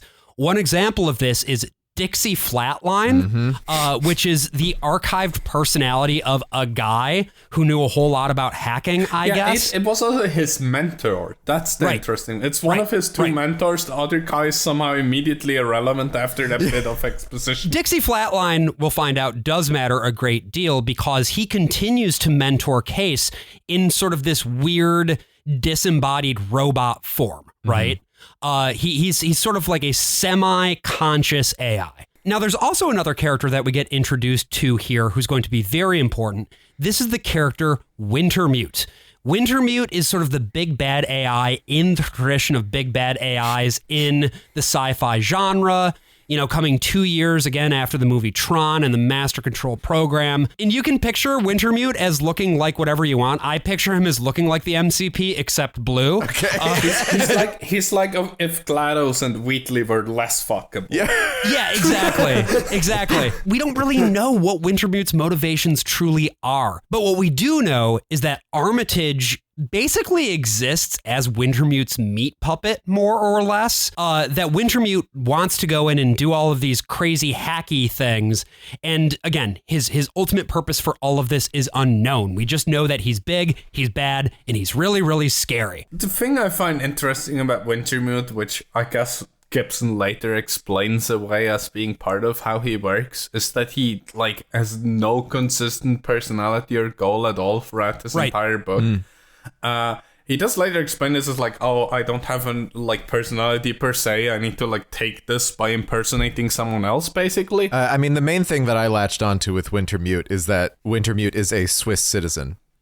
Yes. Wintermute as an AI is a Swiss citizen, and it gets really hard into... Yeah, Wintermute is created by Tessier Ashpool, which Yes. I find really funny that that's supposedly like this rich Swiss family. At least half of it is supposed to be Swiss, right? Yeah, they're a Franco-Swiss, like, capitalist dynasty, Yes, I find guess. it really interesting because, like, Tessier as like a French name, that's possibly Swiss, right? That wouldn't be necessarily from the Bern region, but it's like half French. We're let it pass. It's a half French region of Switzerland. Ashpool. Seriously, that's the best Swiss name you could come up with. Like, I don't know. It's once again like it's a genius moment of Gibson being unable to do research. The only two Swiss cities mentioned in his entire book as well are Bern and Zurich, which it's Bern is the capital and Zurich is the biggest city. Congrats, you know about Switzerland. This guy opened up his Encyclopedia Britannica. He knew what he was talking about. The thing I find really funny about the Switzerland portrayal in Gibson's book is that this is his connection to Dan Brown, which, if you've ever read a Dan Brown book, you will notice that every single Dan Brown book contains a reference to Switzerland. Every single one of them. He's really obsessed with Switzerland, but it's always really badly portrayed. It's like the American understanding of what Switzerland is with zero research. Okay, so let's get into the nuts and bolts of this a little bit, shall we? How is the imagination of Switzerland for William Gibson different from the real thing? I think it's just this I don't know. The funny thing is Gibson doesn't talk about what Switzerland is at all. That's true. It's just, we kind of assume, oh, it's Switzerland. There's like some weird neutrality going on. They're probably kind of okay for the humans. I don't know. And I think that's the only reason Switzerland appears here, which is pretty much the same reason it appears in like Dan Brown things. The funniest thing about Dan Brown is that Dan Brown doesn't even know what a Swiss flag looks like. He has this entire scene where he in detail describes the Swiss flag as being a big red cross. No! And I think that's so incredibly funny that like no one on his team, like, I don't know, has ever like thought of the fact to maybe Google the flag at least. That is some some fucking Yankee coded behavior. Yes, I love that. I think, I don't know, it like took me like 2 Dan Brown books to realize that him being obsessed with Switzerland is just a thing. And that's why I just accepted this from Gibson. It's like, okay, this is just a American writers thing. They love bringing up Switzerland. It's like, And I feel like geographically a lot of different things are used for flavor, right? Yes. Because absolutely. we immediately then go to fucking Istanbul. And again, is there a real knowledge of like what Turkey is? Is it used for anything other than light seasoning? No. They go to a bazaar. They go to a fucking Turkish bazaar. I don't know how he did it because it's just a book, but you turn the page and you just start hearing, I know, right? Now. Like, no, I mean, also with his like characterization of like Chiba and stuff, it's like so, it's like, I don't know. It's the stereotyping is so extreme, and like the first mention of any black character is immediately like, oh, and he has tribal tattoos. And it's just like, I don't know, like it's it's gonna get a little racist here, folks, because we get to Istanbul, we meet a character named Peter Riviera. This guy's not racist, the racist depiction, by the way, but it is a depiction of a fucking psychopath. But he's our psycho, right? We need this bad of a dude in our party. And really, it is kind of video game rules here, where we are basically adding party members, right? Yes. Peter Riviera has joined your party. Armitage is just traveling them across the world, mostly for no reason, but sometimes they pick someone up along the way. I think the funniest trope that starts then is this trope that Molly and Case are somehow like lesser because they're the ones like doing the dirty work. Because from then on they travel like like Armitage and then also Riviera always travel like business class, go to all the Hiltons right next to the airport. This is somehow really important. It's really important that Armitage always goes to the Hilton closest to the airport. All of this reminds me of nothing so much as Jerry B. Jenkins in Left Behind, which we talked about at the beginning of the year, where like the way that we know that Buck is a cool character is that he has a membership to the fucking airport like business class lounge. There's always the mentions of these countries, which again mostly exist for the sake of like, what is Israel to them? Well, it's the place that it has the desert and things. You know, there's so little specificity here, but what we do get is brands.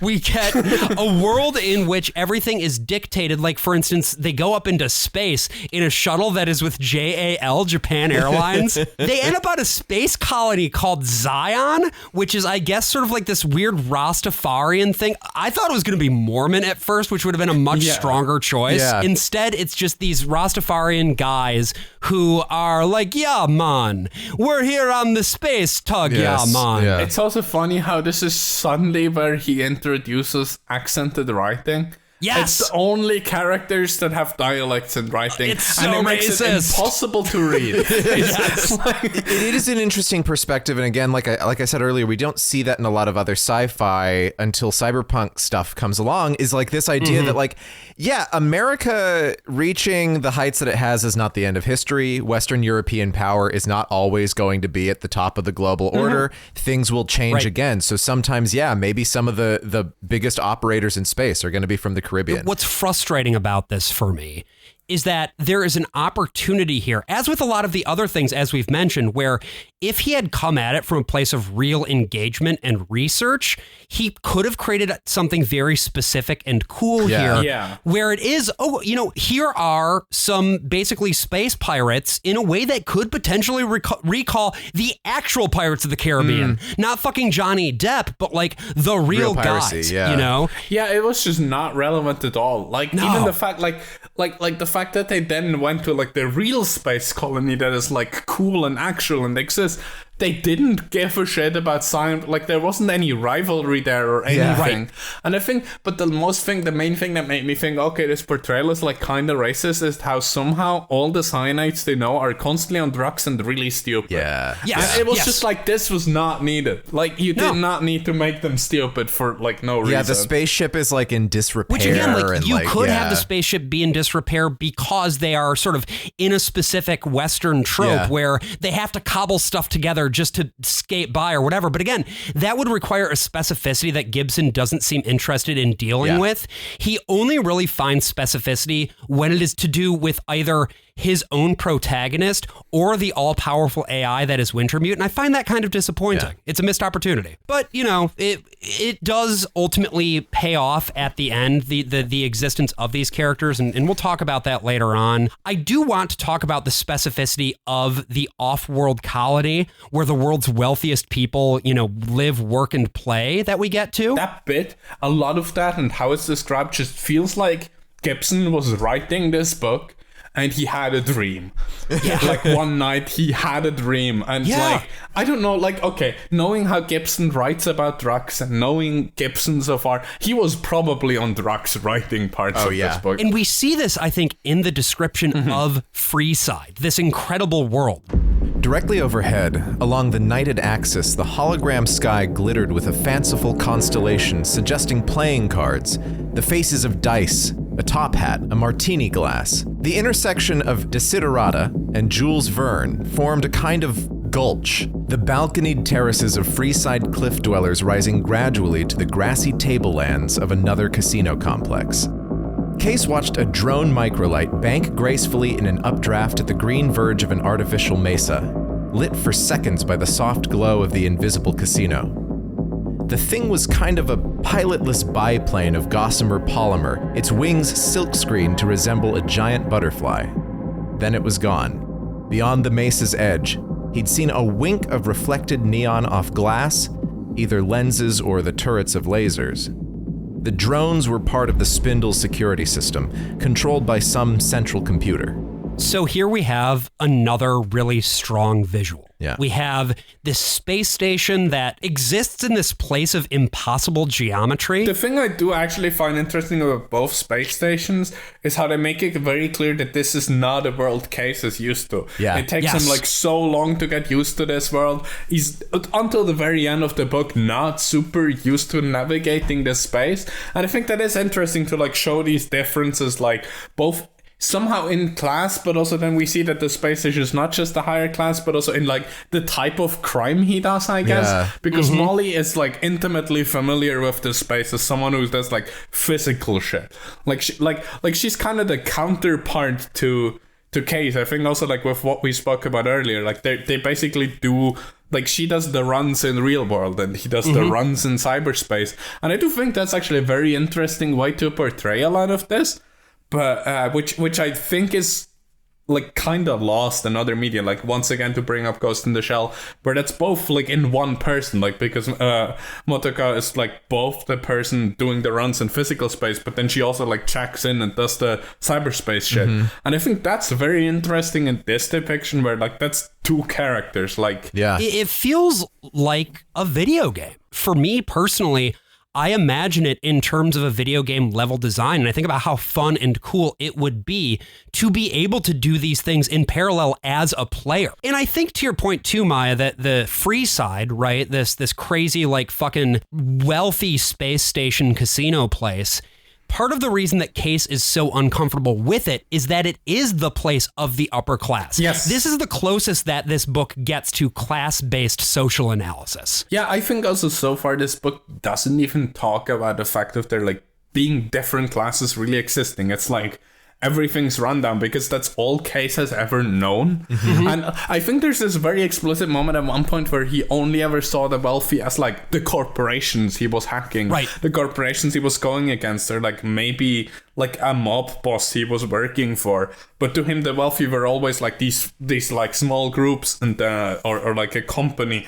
And never this like social class. Yeah. Because like the only wealthy people he ever directly interacted with were like wealthy crime guys, which is right. Like that's a very different thing class-wise. Yeah. I don't know. Like in a way, like like you can be lower class and rich, which I think is a thing this book does kind of show. Like because in the end, they are both pretty fucking rich. Yeah. Unlike his previous jobs, the target here is the 1% of the 1% of the 1%, right? This is Lady 3 Jane Marie France Terrier Ashpool, who is...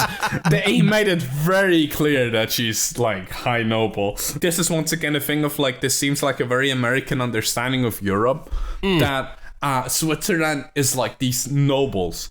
Because that's like the one thing Switzerland never had. Like Switzerland is explicitly not really a feudal country. Like Switzerland is very defined by the fact that we won against the Habsburgs. That's kind of funny. Like, yes, Switzerland is a rich ass country, but Switzerland is specifically the kind of rich people Case knows. Like those, like just like business guys and whatnot. Bankers and wine like families. Bankers. But no, this is like a family dynasty thing that they're up against, which that's like, yes, that does exist in Switzerland and people who moved here, but like, I don't know, that would have been way better characterized as like this Austrian company. I was gonna say, or like these motherfuckers are like in Monaco or Liechtenstein or something like that. Or Liechtenstein. Like you could have literally made it like the Liechtenstein like family of like the prince. I was reading about that guy just the other day. That's why he was top of mind. Yeah. I think it's interesting the way that like space plays a role in cyberpunk that kind of gets ignored. Like usually, and it's kind of by design. It's like space is always that thing that's over there, and some people are out there, and maybe occasionally our story gets to go into space. But like for the most part, this is about the people on the ground. Like Blade Runner. The whole thing is that all of our prosperity is because we've offloaded our labor, which is true of Empire, true of Capital, but we've had to offload it now so far to the orbiting planets of Orion. We can just forget about it. Yeah, we can just make entire breeds of people that die at age 30 and we don't have to worry about them.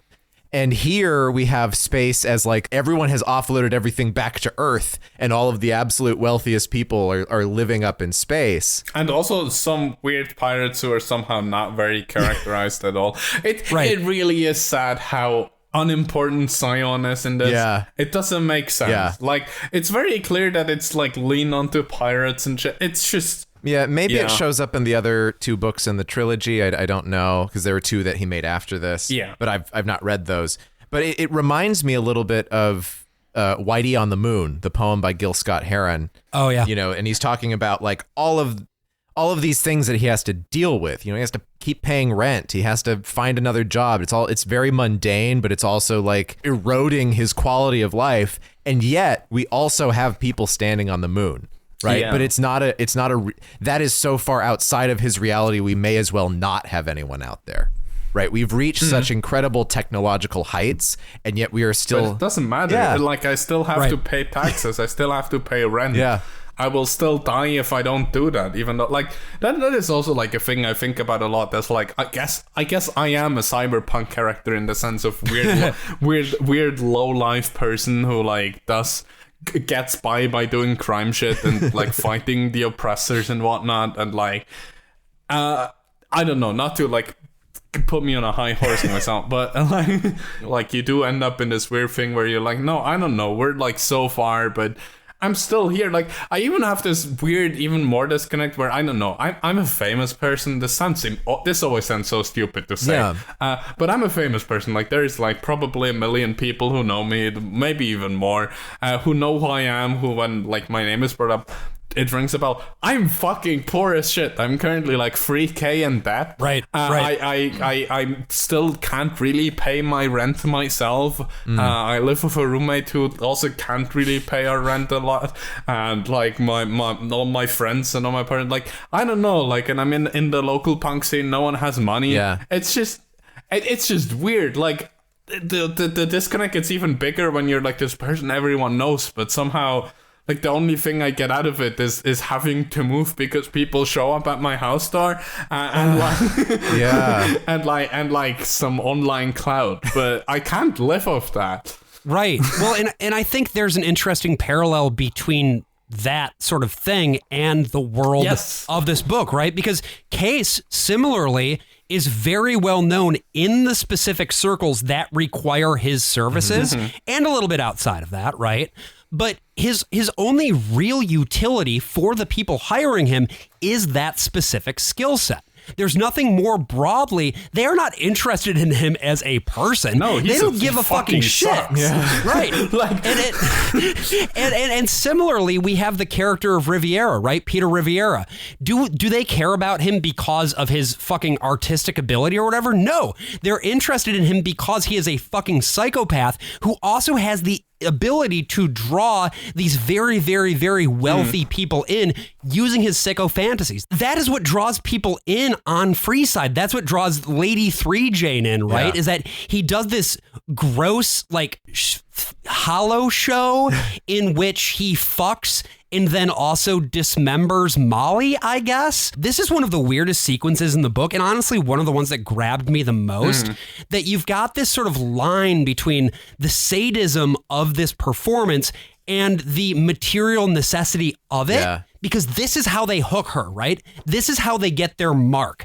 Lady 3 Jane herself is also a sadist. And so to get her in, it requires the performance of sadism. And they do exactly that. Yeah, I think that's also that's like probably almost the most political thing Gibson is willing to do in this. And it's very implicit. It's like he doesn't touch on it very explicitly, but except for like the few sentences where I'm not even sure, like, no, it's Case's thoughts about this whole like dreamer thing, which is like these people who draw these holograms, and it's always like weird sadist shit, and like also the thing Molly talks about like these kinks of the rich people, and it's about how little regard they hold for other people, and I have an excerpt here that I'd like to read. So this is just describing what is happening in this hollow show, right? Yeah. Riviera was in the bed now, naked. His clothing had been a part of the projection, but Case couldn't remember seeing it fade away. The black flower lay at the foot of the bed, still seething with its blue inner flame. Then the torso formed as Riviera caressed it into being, white, headless, and perfect, sheened with the faintest gloss of sweat. Molly's body. Case stared, his mouth open. But it wasn't Molly, it was Molly as Riviera imagined her. The breasts were wrong. The nipples larger. too dark. That is the one thing that took me out of this. It's so good. It's like, the tits are all wrong! Riviera and the limbless torso writhed together on the bed, crawled over by the hands with their bright nails. The bed was thick now with folds of yellowed, rotting lace that crumbled at a touch. Motes of dust boiled around Riviera in the twitching limbs, the scurrying, pinching, caressing hands. Case glanced at Molly. Her face was blank. The colors of Riviera's projection heaved and turned in her mirrors. Armitage was leaning forward, his hands round the stem of a wine glass, his pale eyes fixed on the stage, the glowing room. Now limbs and torso had merged and Riviera shuddered. The head was there, the image complete. Molly's face with smooth quicksilver drowning the eyes. Riviera and the Molly image began to couple with a renewed intensity. Then the image slowly extended a clawed hand and extruded its 5 blades. With a languorous, dreamlike deliberation, it raked Riviera's bare back. Case caught a glimpse of exposed spine, but he was already up and stumbling for the door. And the show continues. It's sort of this depiction of sexuality and violence all merged into one thing. Yeah, I think the most important thing about this as well is how non-consensual it is, and how, other than Armitage, none of the three on the table even knew this was about to happen, including Molly. I was surprised at how like this is the thing I think I told you over text as well, Josh. Where it surprises me how at the same time Gibson is really horny. Mm-hmm. Also really misogynistic at points, but he somehow understands like where boundaries are. This sounds really stupid, but like he for on the one hand he's really good at portraying sex work in a way where it's like, yes, this is a thing people need to do. This is a thing people do to survive. It's just a job. Like it's not portrayed in any of like really chachi way, except for the opening scene. It's not portrayed in a chachi way when Molly does it. It's also this thing of him somehow having a vague idea of like feminism, where it gets into this whole thing that I find interesting across cyberpunk, where I think I've seen this term elsewhere talking about like these tropes where we get into this like cyber feminism, where I don't think a lot of this is on purpose, but Gibson portrays a lot of things interestingly wherein both he realizes things are wrong and portrays them. And then we get in, and like he shows things as wrong. The things that are happening in today's world, exaggerated into the cyber world where anything is possible. Which I guess we see that a lot today with like deep fake porn and other like celebrity fake porn. And I think it's interesting how he kind of predicted that. Yeah, it is. It's oddly prescient. And how like that is judged in this context, where like it like he has this weird understanding, I guess, from the time of like, you are allowed to just be horny for anyone really obviously, and you can just sexualize the shit out of women, but also this is too far.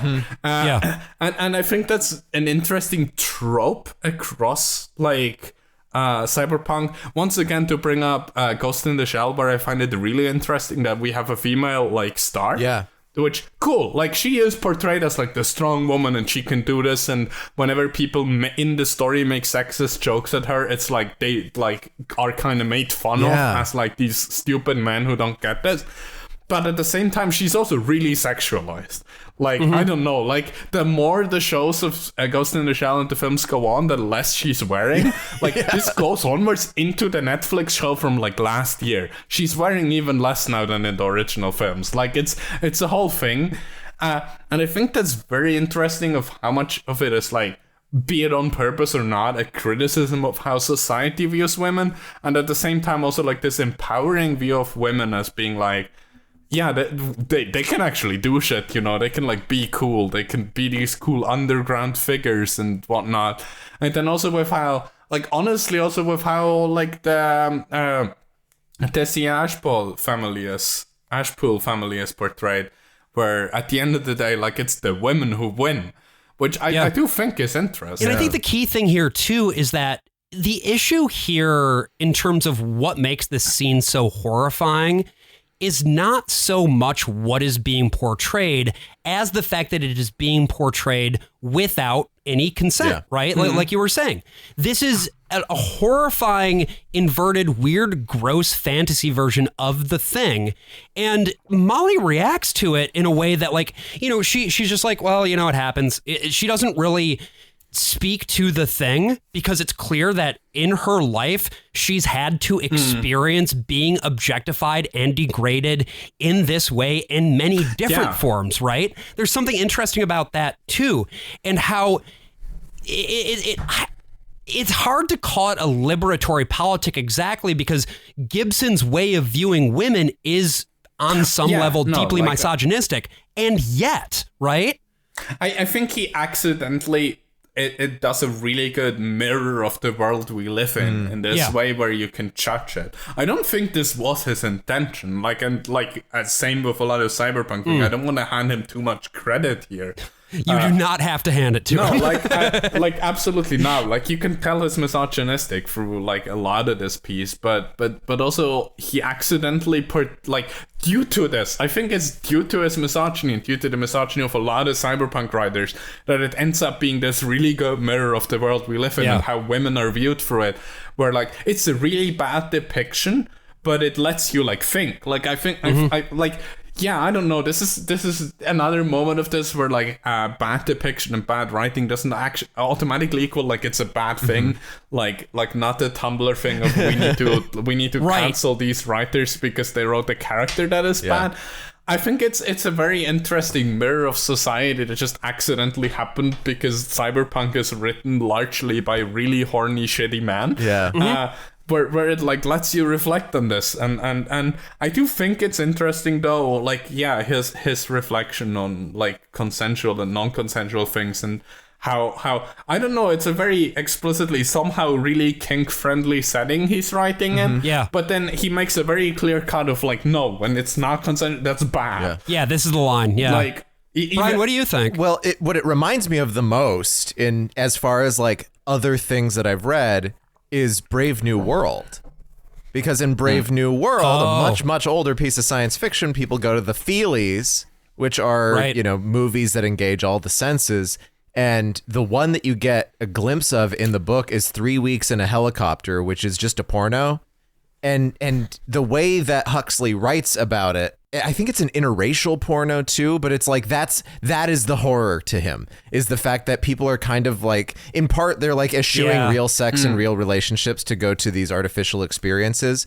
But I think that Gibson has found something far more substantive to play on, using sort of a similar mechanism and then taking it a step further. Yeah, there's sort of this raw sensuality to it that I feel like we don't see again as much in the book after this scene, but it's just a really interesting scene, and that's why I wanted to point it up. From here, we move on to more plot, basically, right? The hacking must continue.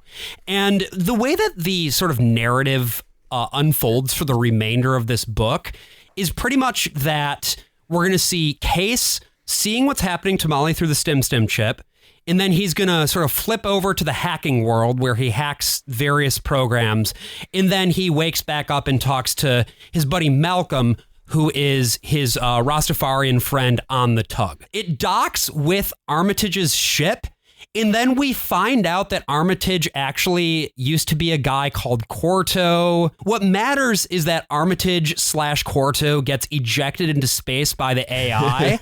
Again, and this is very 2001: A Space Odyssey, right? And now the AI is fully running the show, right? Wintermute is in charge.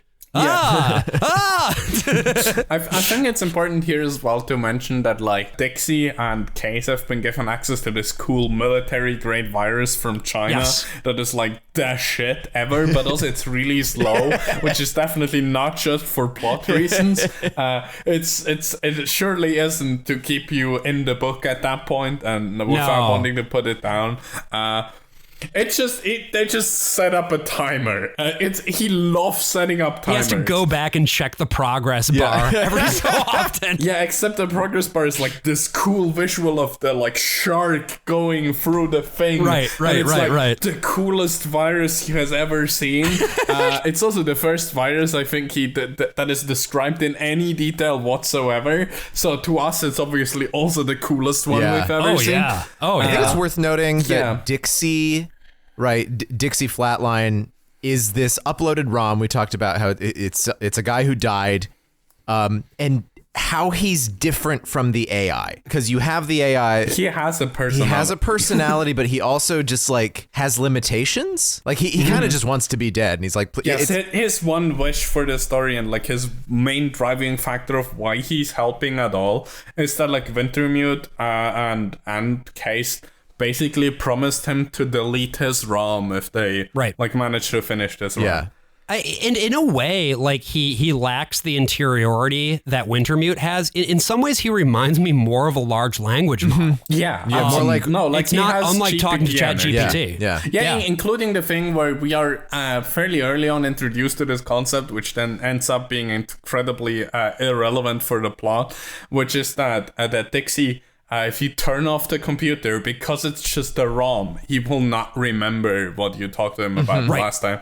This is relevant at like 2 points in the book, just so they can reintroduce Dixie again, because he doesn't appear for a few pages. But besides that, that's once again one of those things where Gibson somehow spends a surprising amount of time on specificity for things that are not important whatsoever, but doesn't describe the things that keep coming up again and again. Right. Yeah. Those pieces are, if you grant it charitably, which you can choose to do, or you can say that it's poor craft, and it's hard to know entirely. But I do think that when it most works, it is what is interesting to Case. Yeah. Right. What does he find to be interesting new information versus the stuff that, oh yeah, of course I already know this. The problem though is that as a reader, the stuff that Case knows is not the stuff that you know, and there are times at which you just need a little bit more than what he is willing to give you as a writer. Yeah, I think Gibson can, like, in the mind of the reader, excuse quite a lot of shit by it being like what this weird fucked up character sees.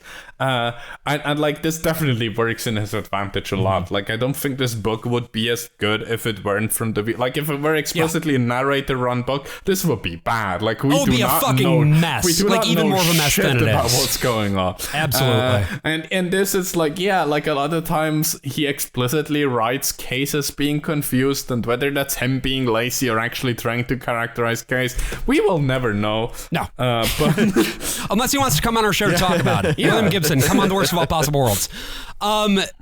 We hope you're not mad at us for trashing your book too much. But like Dixie reminds me a lot. I've mentioned this with the guy frozen in ice in Deus Ex as well. Reminds me of Lucius reminds Demers, me of Commander Powell in Dark Star, the Dan O'Bannon, John Carpenter science fiction movie from the 70s.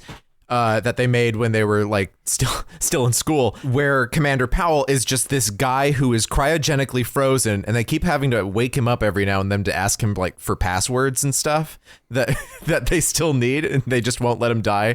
And he'll just ask them questions like, how did the Dodgers do this year? And they're like, oh, the Dodgers disbanded 30 years ago. And he's like, oh, I forget so many things down here. So many things. Dixie, mechanically, what he does in the plot is he helps a little bit of like where we need more exposition about sort of where we are going and why we are going there. That's what he provides, because he has the knowledge of that special military program or whatever. That's interesting. No, because at first he's like, oh, I've never seen a thing like this before, but at very first glance and based on the word you just used that I said I didn't know, this seems very military. Yeah. And, ooh. I'm getting too bogged down in the plot because the plot kind of doesn't matter. What matters is the vibes, right? Yeah, this is very vibes, but like that's kind like, of the like main hackers. similarity between hackers and this. Yeah, it's just the vibes are really good. It doesn't matter what's going on, really. It's just like it's cool to watch, and the vibes say something. It's probably not what the author meant to say, but like the vibes are here to say a thing. But yeah, you can see why like this never got made into a movie. And never got like a solid video game adaptation. It's just a mess. It's just very messy. It works as this book. As a book. But like the moment you try to like, there are a lot of things that really aren't concrete here that you would have to deal with if you're going to start filming it. Yeah, no, like you could probably make this into a movie if you talk to Gibson for enough hours for him to come up with a plot. But it will be one of those movies where people who haven't read the book would like the movie, and people who have read the book would want to kill William Gibson. Absolutely. Well, and one I think really good example of that, where it's sort of like, what's the plot here? Doesn't really matter, is when Molly goes and infiltrates a mansion, I think, the Ashpool mansion, ? To get an important key, ? Because you need the MacGuffin to open the door. You need the key to open the door. It just becomes a video game again. Yeah, it does. My note here is that this mission where Molly has to go in would make for a really cool video game in the vein of an immersive sim such as Thief or Thief 2. Absolutely. Because you go in and like she's literally like running around through all these places. She's evading bad guys. She's overriding security systems, and she gets a fucking key. Yeah, and I think what also once again works in Gibson's favor is the fact that he can like just flip away from her and then flip back into her being way ahead. It doesn't matter what happens.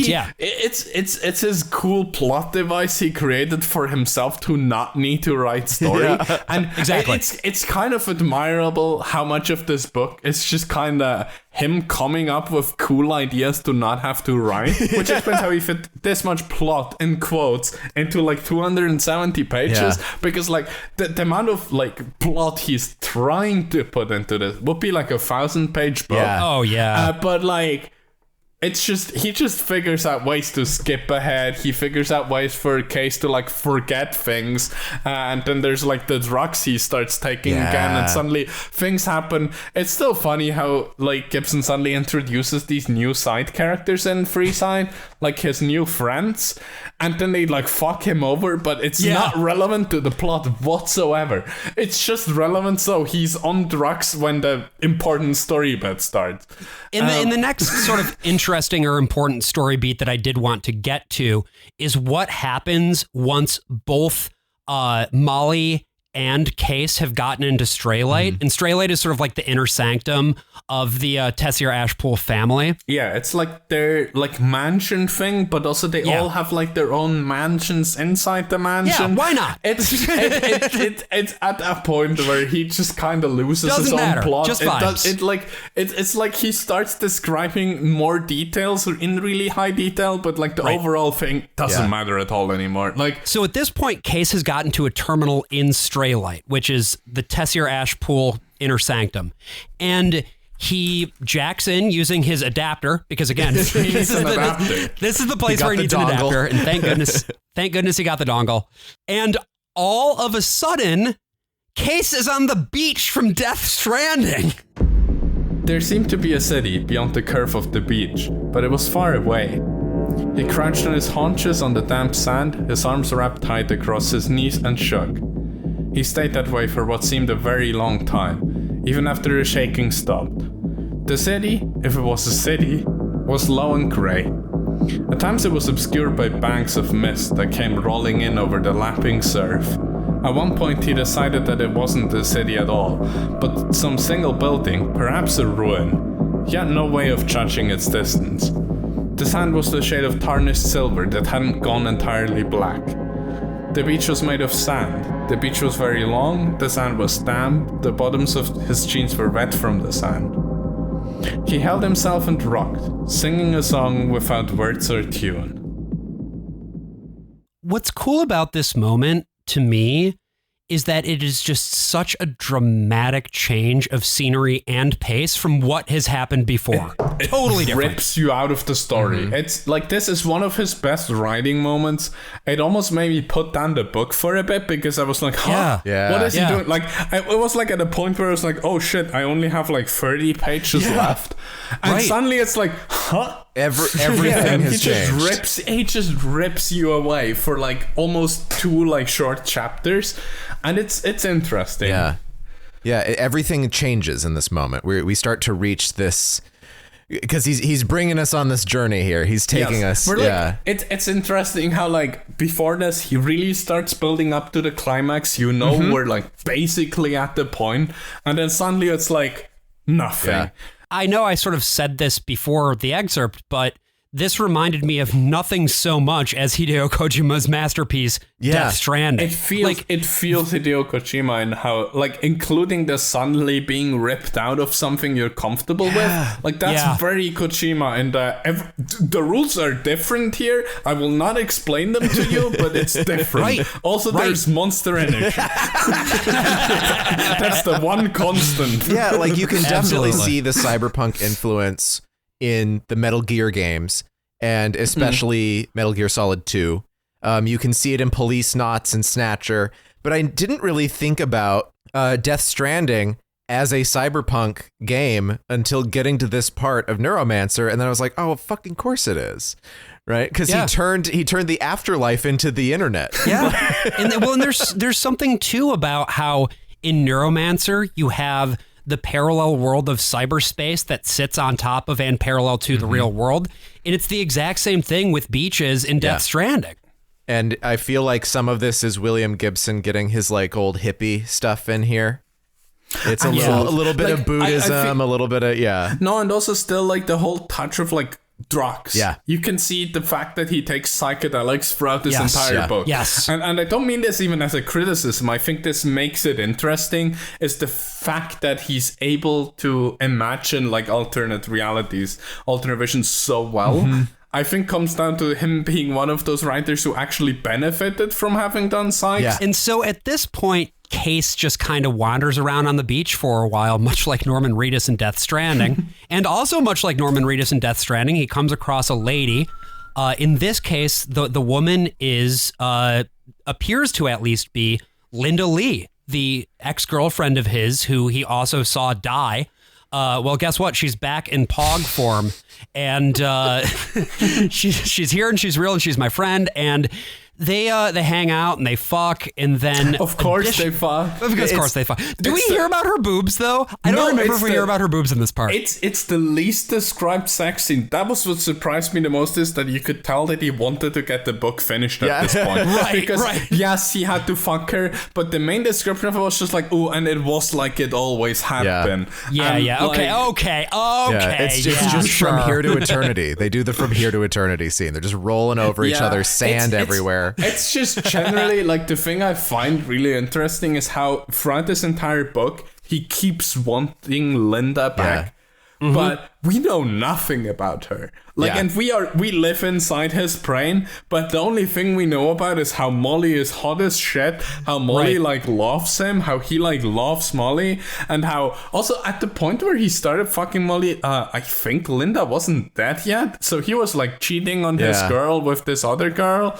and it was like the best thing ever. I don't get his, like, the thing that confuses me a lot about like the few plot points we actually have is that I don't get why he wants Linda back so bad, given he seems way happier with Molly. But it is an interesting thing too, right? That now when he's here on the beach with her, you know, he wants to be with her, but he mostly doesn't, because I think, you know, he's grieving the loss. He knows what's going on.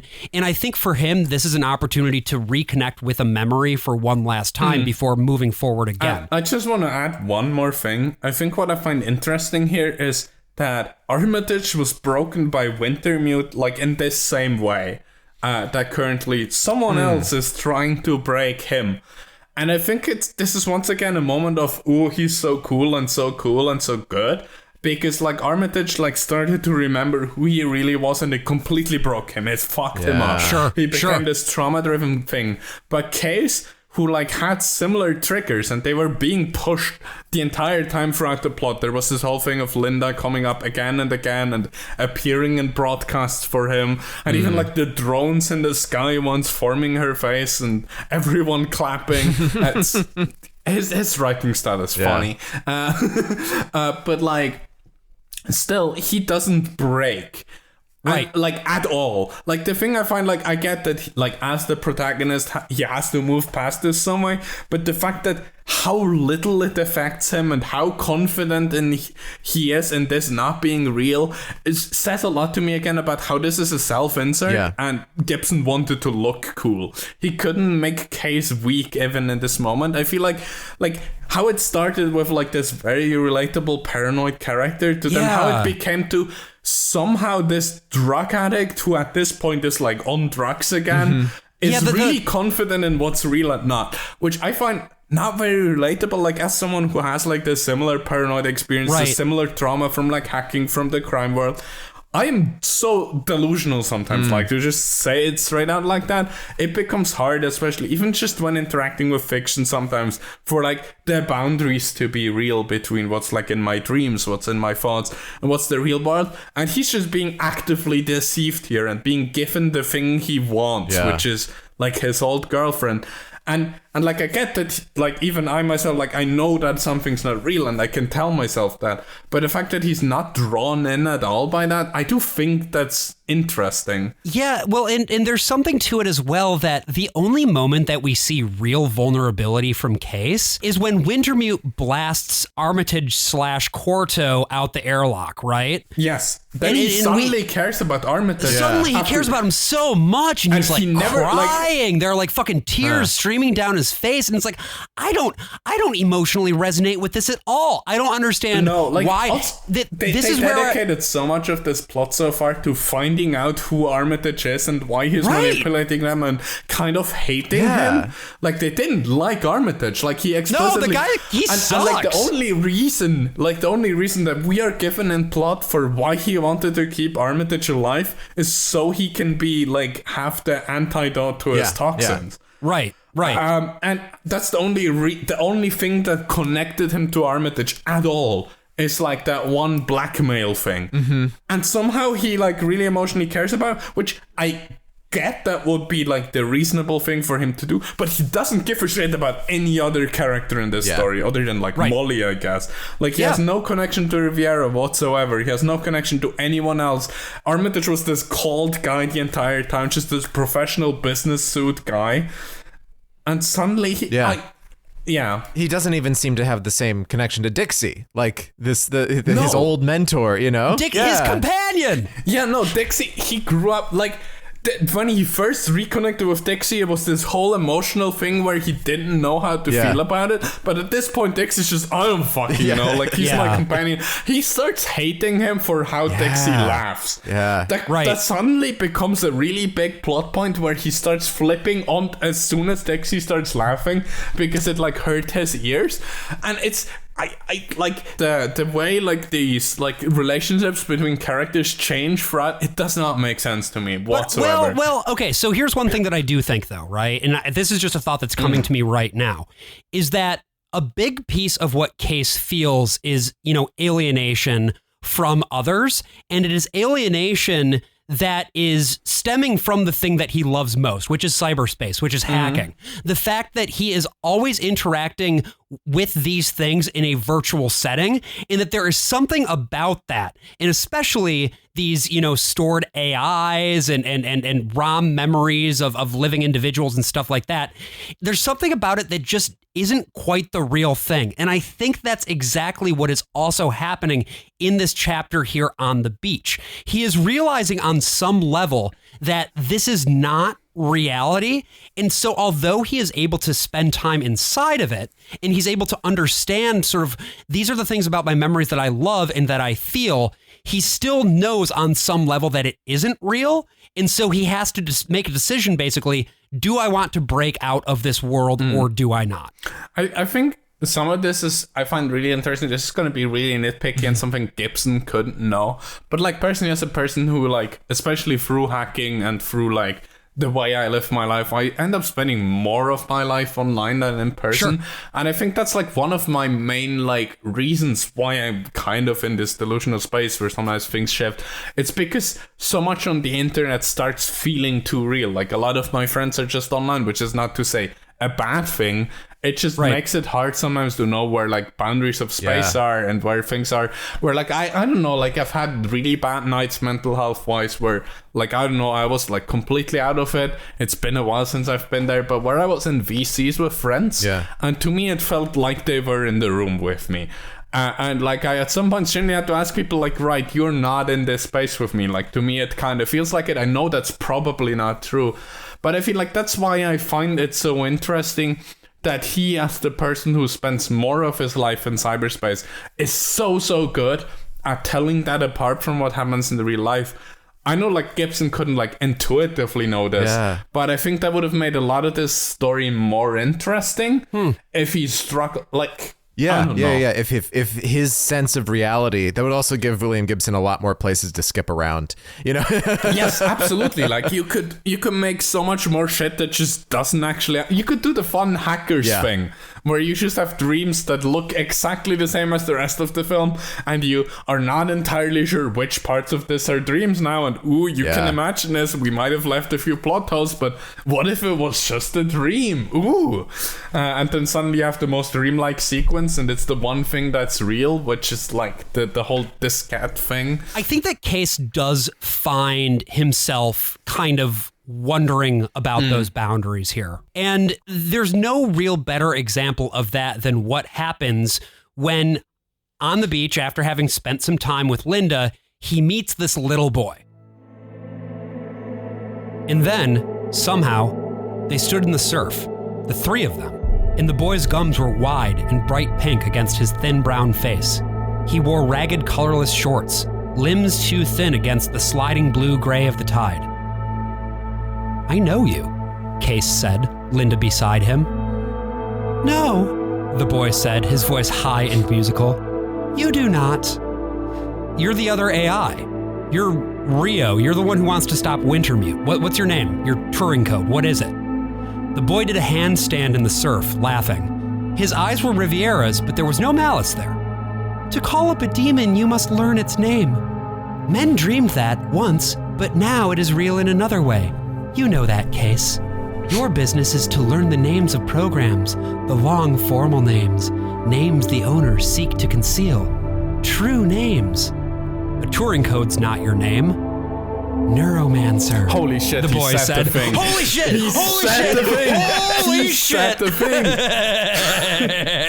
thing. So we got two AIs. We got Wintermute and Neuromancer, and much like in Deus Ex, these two AIs are seeking to merge to become one powerful super entity, or something like that. Yeah, it's like Dave going through the Stargate. It's also like Nomad in Star Trek merging with whatever, or the V'ger merging with the machine planet. V'ger, yeah. But I do think the two characterizations of the different AIs are very interesting. Wintermute is like the calculated one, the one that does planning, the one that does organization. It was meant to like keep the Tessier Ashpool family going and like organize that. And meanwhile, we have Neuromancer, whose entire point is to be like the beach after death. Yeah. He like you like upload your brain into this, and like this was all created by like the mother of Free Chain, who like kind of was like, okay, fuck my husband, he's like stupid as shit. I think the idea is that like you have AIs, and each of them is sort of connected to a different part of the world, right? Yeah, but like at the end of the day, both AIs were created to just keep the Tessie Ashpool family going. Right. And like it was because there were like, okay, so the thing about them is that they keep going back to cryogenic sleep and then coming back, and like it's this whole thing. And there's like these two people, it's like I do not remember their names, but like I don't think we even get to know his first name. It's just Ashpool, and she's like Tessie, I guess. Yeah. And like she had a very different idea for where she wanted to go with the company than him. Also, he mostly wanted to fuck his daughters. That's like his main character trait. Right. We learned. Yes. Is that he Big wants to fuck clones of his daughter. Weird shit. And she was like, no, I want this to go somewhere else, and he just kind of wanted it to end and like keep going the same way forever. I don't know. And she was like, okay, I want to go forever, but I also kind of want to die, I guess. And so she had like this really long diary, and her goal was to upload it into Neuromancer so she could live on this beach she grew up on forever. I do not know why this French woman grew up in Rio, but we do not talk about that. Also, that piece living on the beach forever or whatever. Again, it's just fucking Death Stranding. It's just like, Death there's Stranding. no way that Kojima did not read this book. You know what I mean? I Absolutely. think it's funny how the only person at this point who's living on that beach is Linda Lee, and specifically just to bait Case in. Because Neuromancer at this point gives Case like the chance to stay there. Or well, basically he's trying to force him to stay there, but unfortunately Wintermute and Malcolm come up with this cool idea of like, what if we just started singing like the Scion dub, which is like this singing people are doing there to him. So he like wakes up or some shit. Yeah, because the beats are just so powerful. Yeah, And they just have like this sick beat. And so we are. Case is saved by the power of I would music? assume reggae beats. Yeah. And then we move on to the final bit of the book, and I have no idea what the fuck A lot of action. happens There's at some the end of ninja this stuff. book. We didn't even talk about the There's- ninja.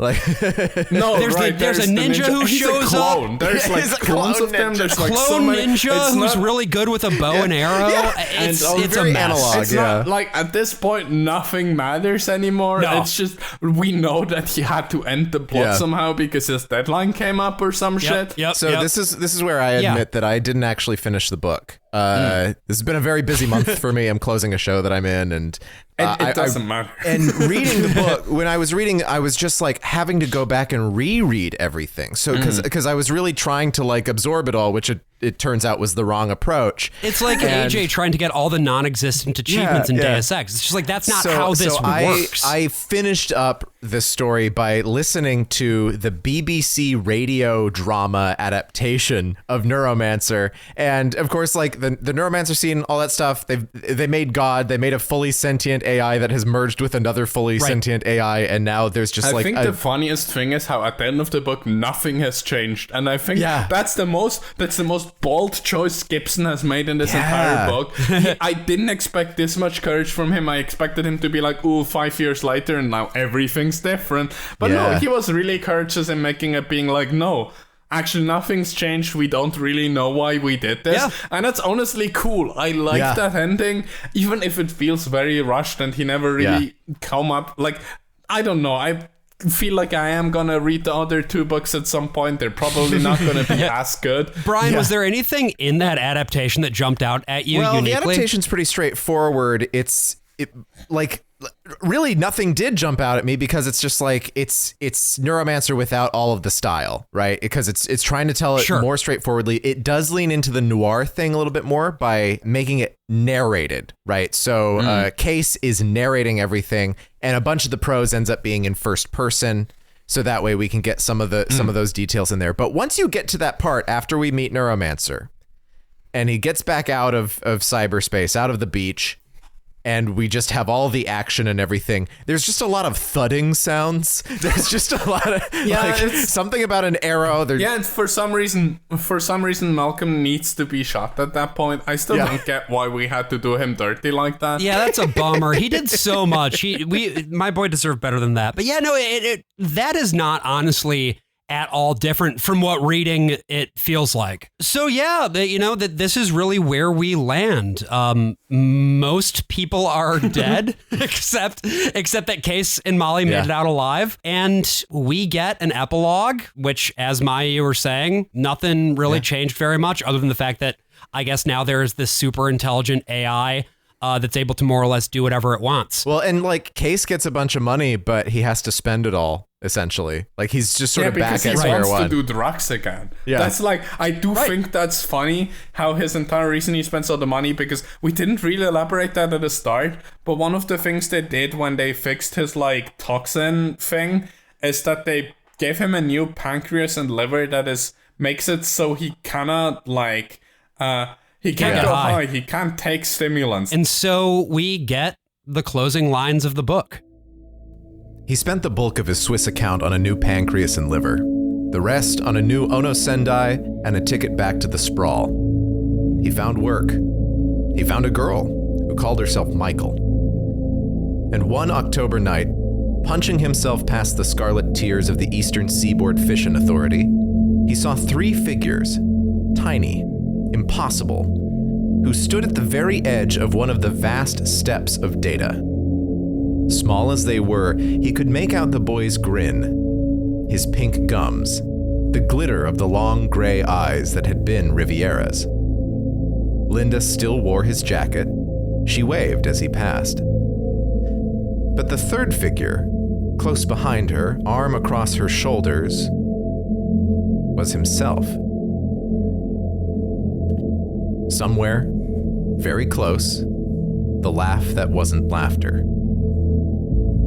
He never saw Molly again. That's it. That's the end. I don't know if he found a girl who called herself Michael line is supposed to be transphobia or not, but it kind of reads as that. I think he just found himself a big titty punk GF. Like, probably. That's, yeah. Yeah. She's like, Her name's Michael, I call it's myself fine. Michael. Yeah. But that does raise, I think, an interesting question that I've had too, which is, there is something about the cyberpunk genre that is really influential for a lot of trans people. This is like I was about to say. This is like one of my closing statements. Is I think this is the first piece of cyberpunk media where I cannot make any character queer. And if I could have, that would have been my entire thing throughout this episode. Yeah. I did this with hackers. Like was like basically all I said on your episode. It's not hard with hackers at all. Like, everybody's fucking queer and hackers. Yeah, I do think that's Except the interesting cops, thing which is the about point. cyberpunk with Gibson, or maybe cyberpunk at the time, is that this whole accidental queer coding, because let's be real, a lot of cyberpunk is very accidentally queer, didn't occur at all, which with like the whole, like, I get like that it doesn't even happen with any of the body mod stuff. I do find it interesting that there is not a single mention of trans people, be it derogatory, be it whatever, because that's usually like the very least we get in like a cyberpunk universe with body mods, is that there's like, ooh, I was a boy once upon a time, which like I think that's one of the interesting things about Ghost in the Shell as well, is that there's this like in-story thing where people aren't sure if like she has always been a girl or if that's just the body she chose. And like at least in some of the later series, it's very heavily implied that that's just the chosen body and not actually like the true gender. In many quotes, obviously not how I would phrase that, but kind of how the story phrases it, which I do find interesting and which I do find lacking in this, but not lacking in the sense of this needs to be here. I just find it interesting given that that's such a big trope in the genre. This then like kind of spawned like, well, not just. It's interesting too that Case is inside of Molly's body from behind, like in her brain and in her body, but it even that doesn't really have a trans subtext to it, Yeah, the fact that that's both like somehow arouses him, but isn't like in any way discussed as like a gender thing, which I think this once again brings up a lot of the like thing where Gibson is not very imaginative. Like, he writes really well. He's not good at coming up with stories. Maybe that changes in his later works, but maybe. Yeah. That's definitely what I observe here, is that like he can write things well, he doesn't know what to write about. Yeah, he's able to capture a feeling, and that seems to be the big strength of Neuromancer, is he captured the feeling of what it feels like to be a hacker. There's more emotions in this than there is story. As far as feelings go, I wanted to express my feeling of appreciation to you, Maya, for coming on our show once again. If folks are interested in getting more info about what you're up to, reading your writing, or anything like that, what should they do? Either go to my website, maia.crimew.gay, or go to my Tumblr, which is Nyan Nyan crimew with a W at the end, as in crime and mew mixed. Like the cat sound. Alternatively, I am currently back on Twitter, at least for as long as they let me, which we will see. For a second. Well, I've been back for a while. It's just my small personal account. I've just accidentally started blowing up again. So I guess for now you can also follow me on Twitter at awawa who am I. That is AWAWA who am I. So yeah, because that certainly isn't me. It would be crazy if this were Maya. That would be wild. That would be fucking crazy.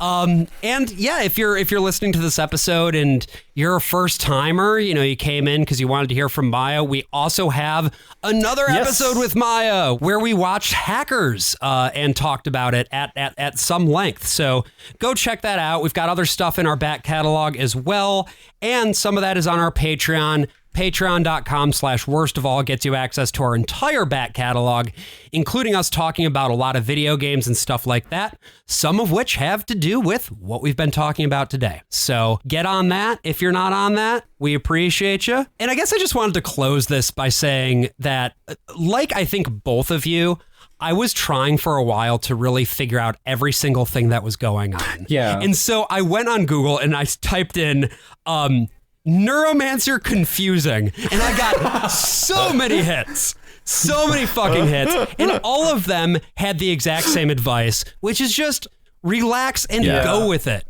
And I think what I have come to realize as a result of doing this episode is that sometimes when it comes to reading and assessing media, I just need to relax and go with it. So that's what I'm going to try to do. That's what I recommend you do. And I'm the worst of all possible Joshes. And I'm the worst of all possible Brians. See you next week.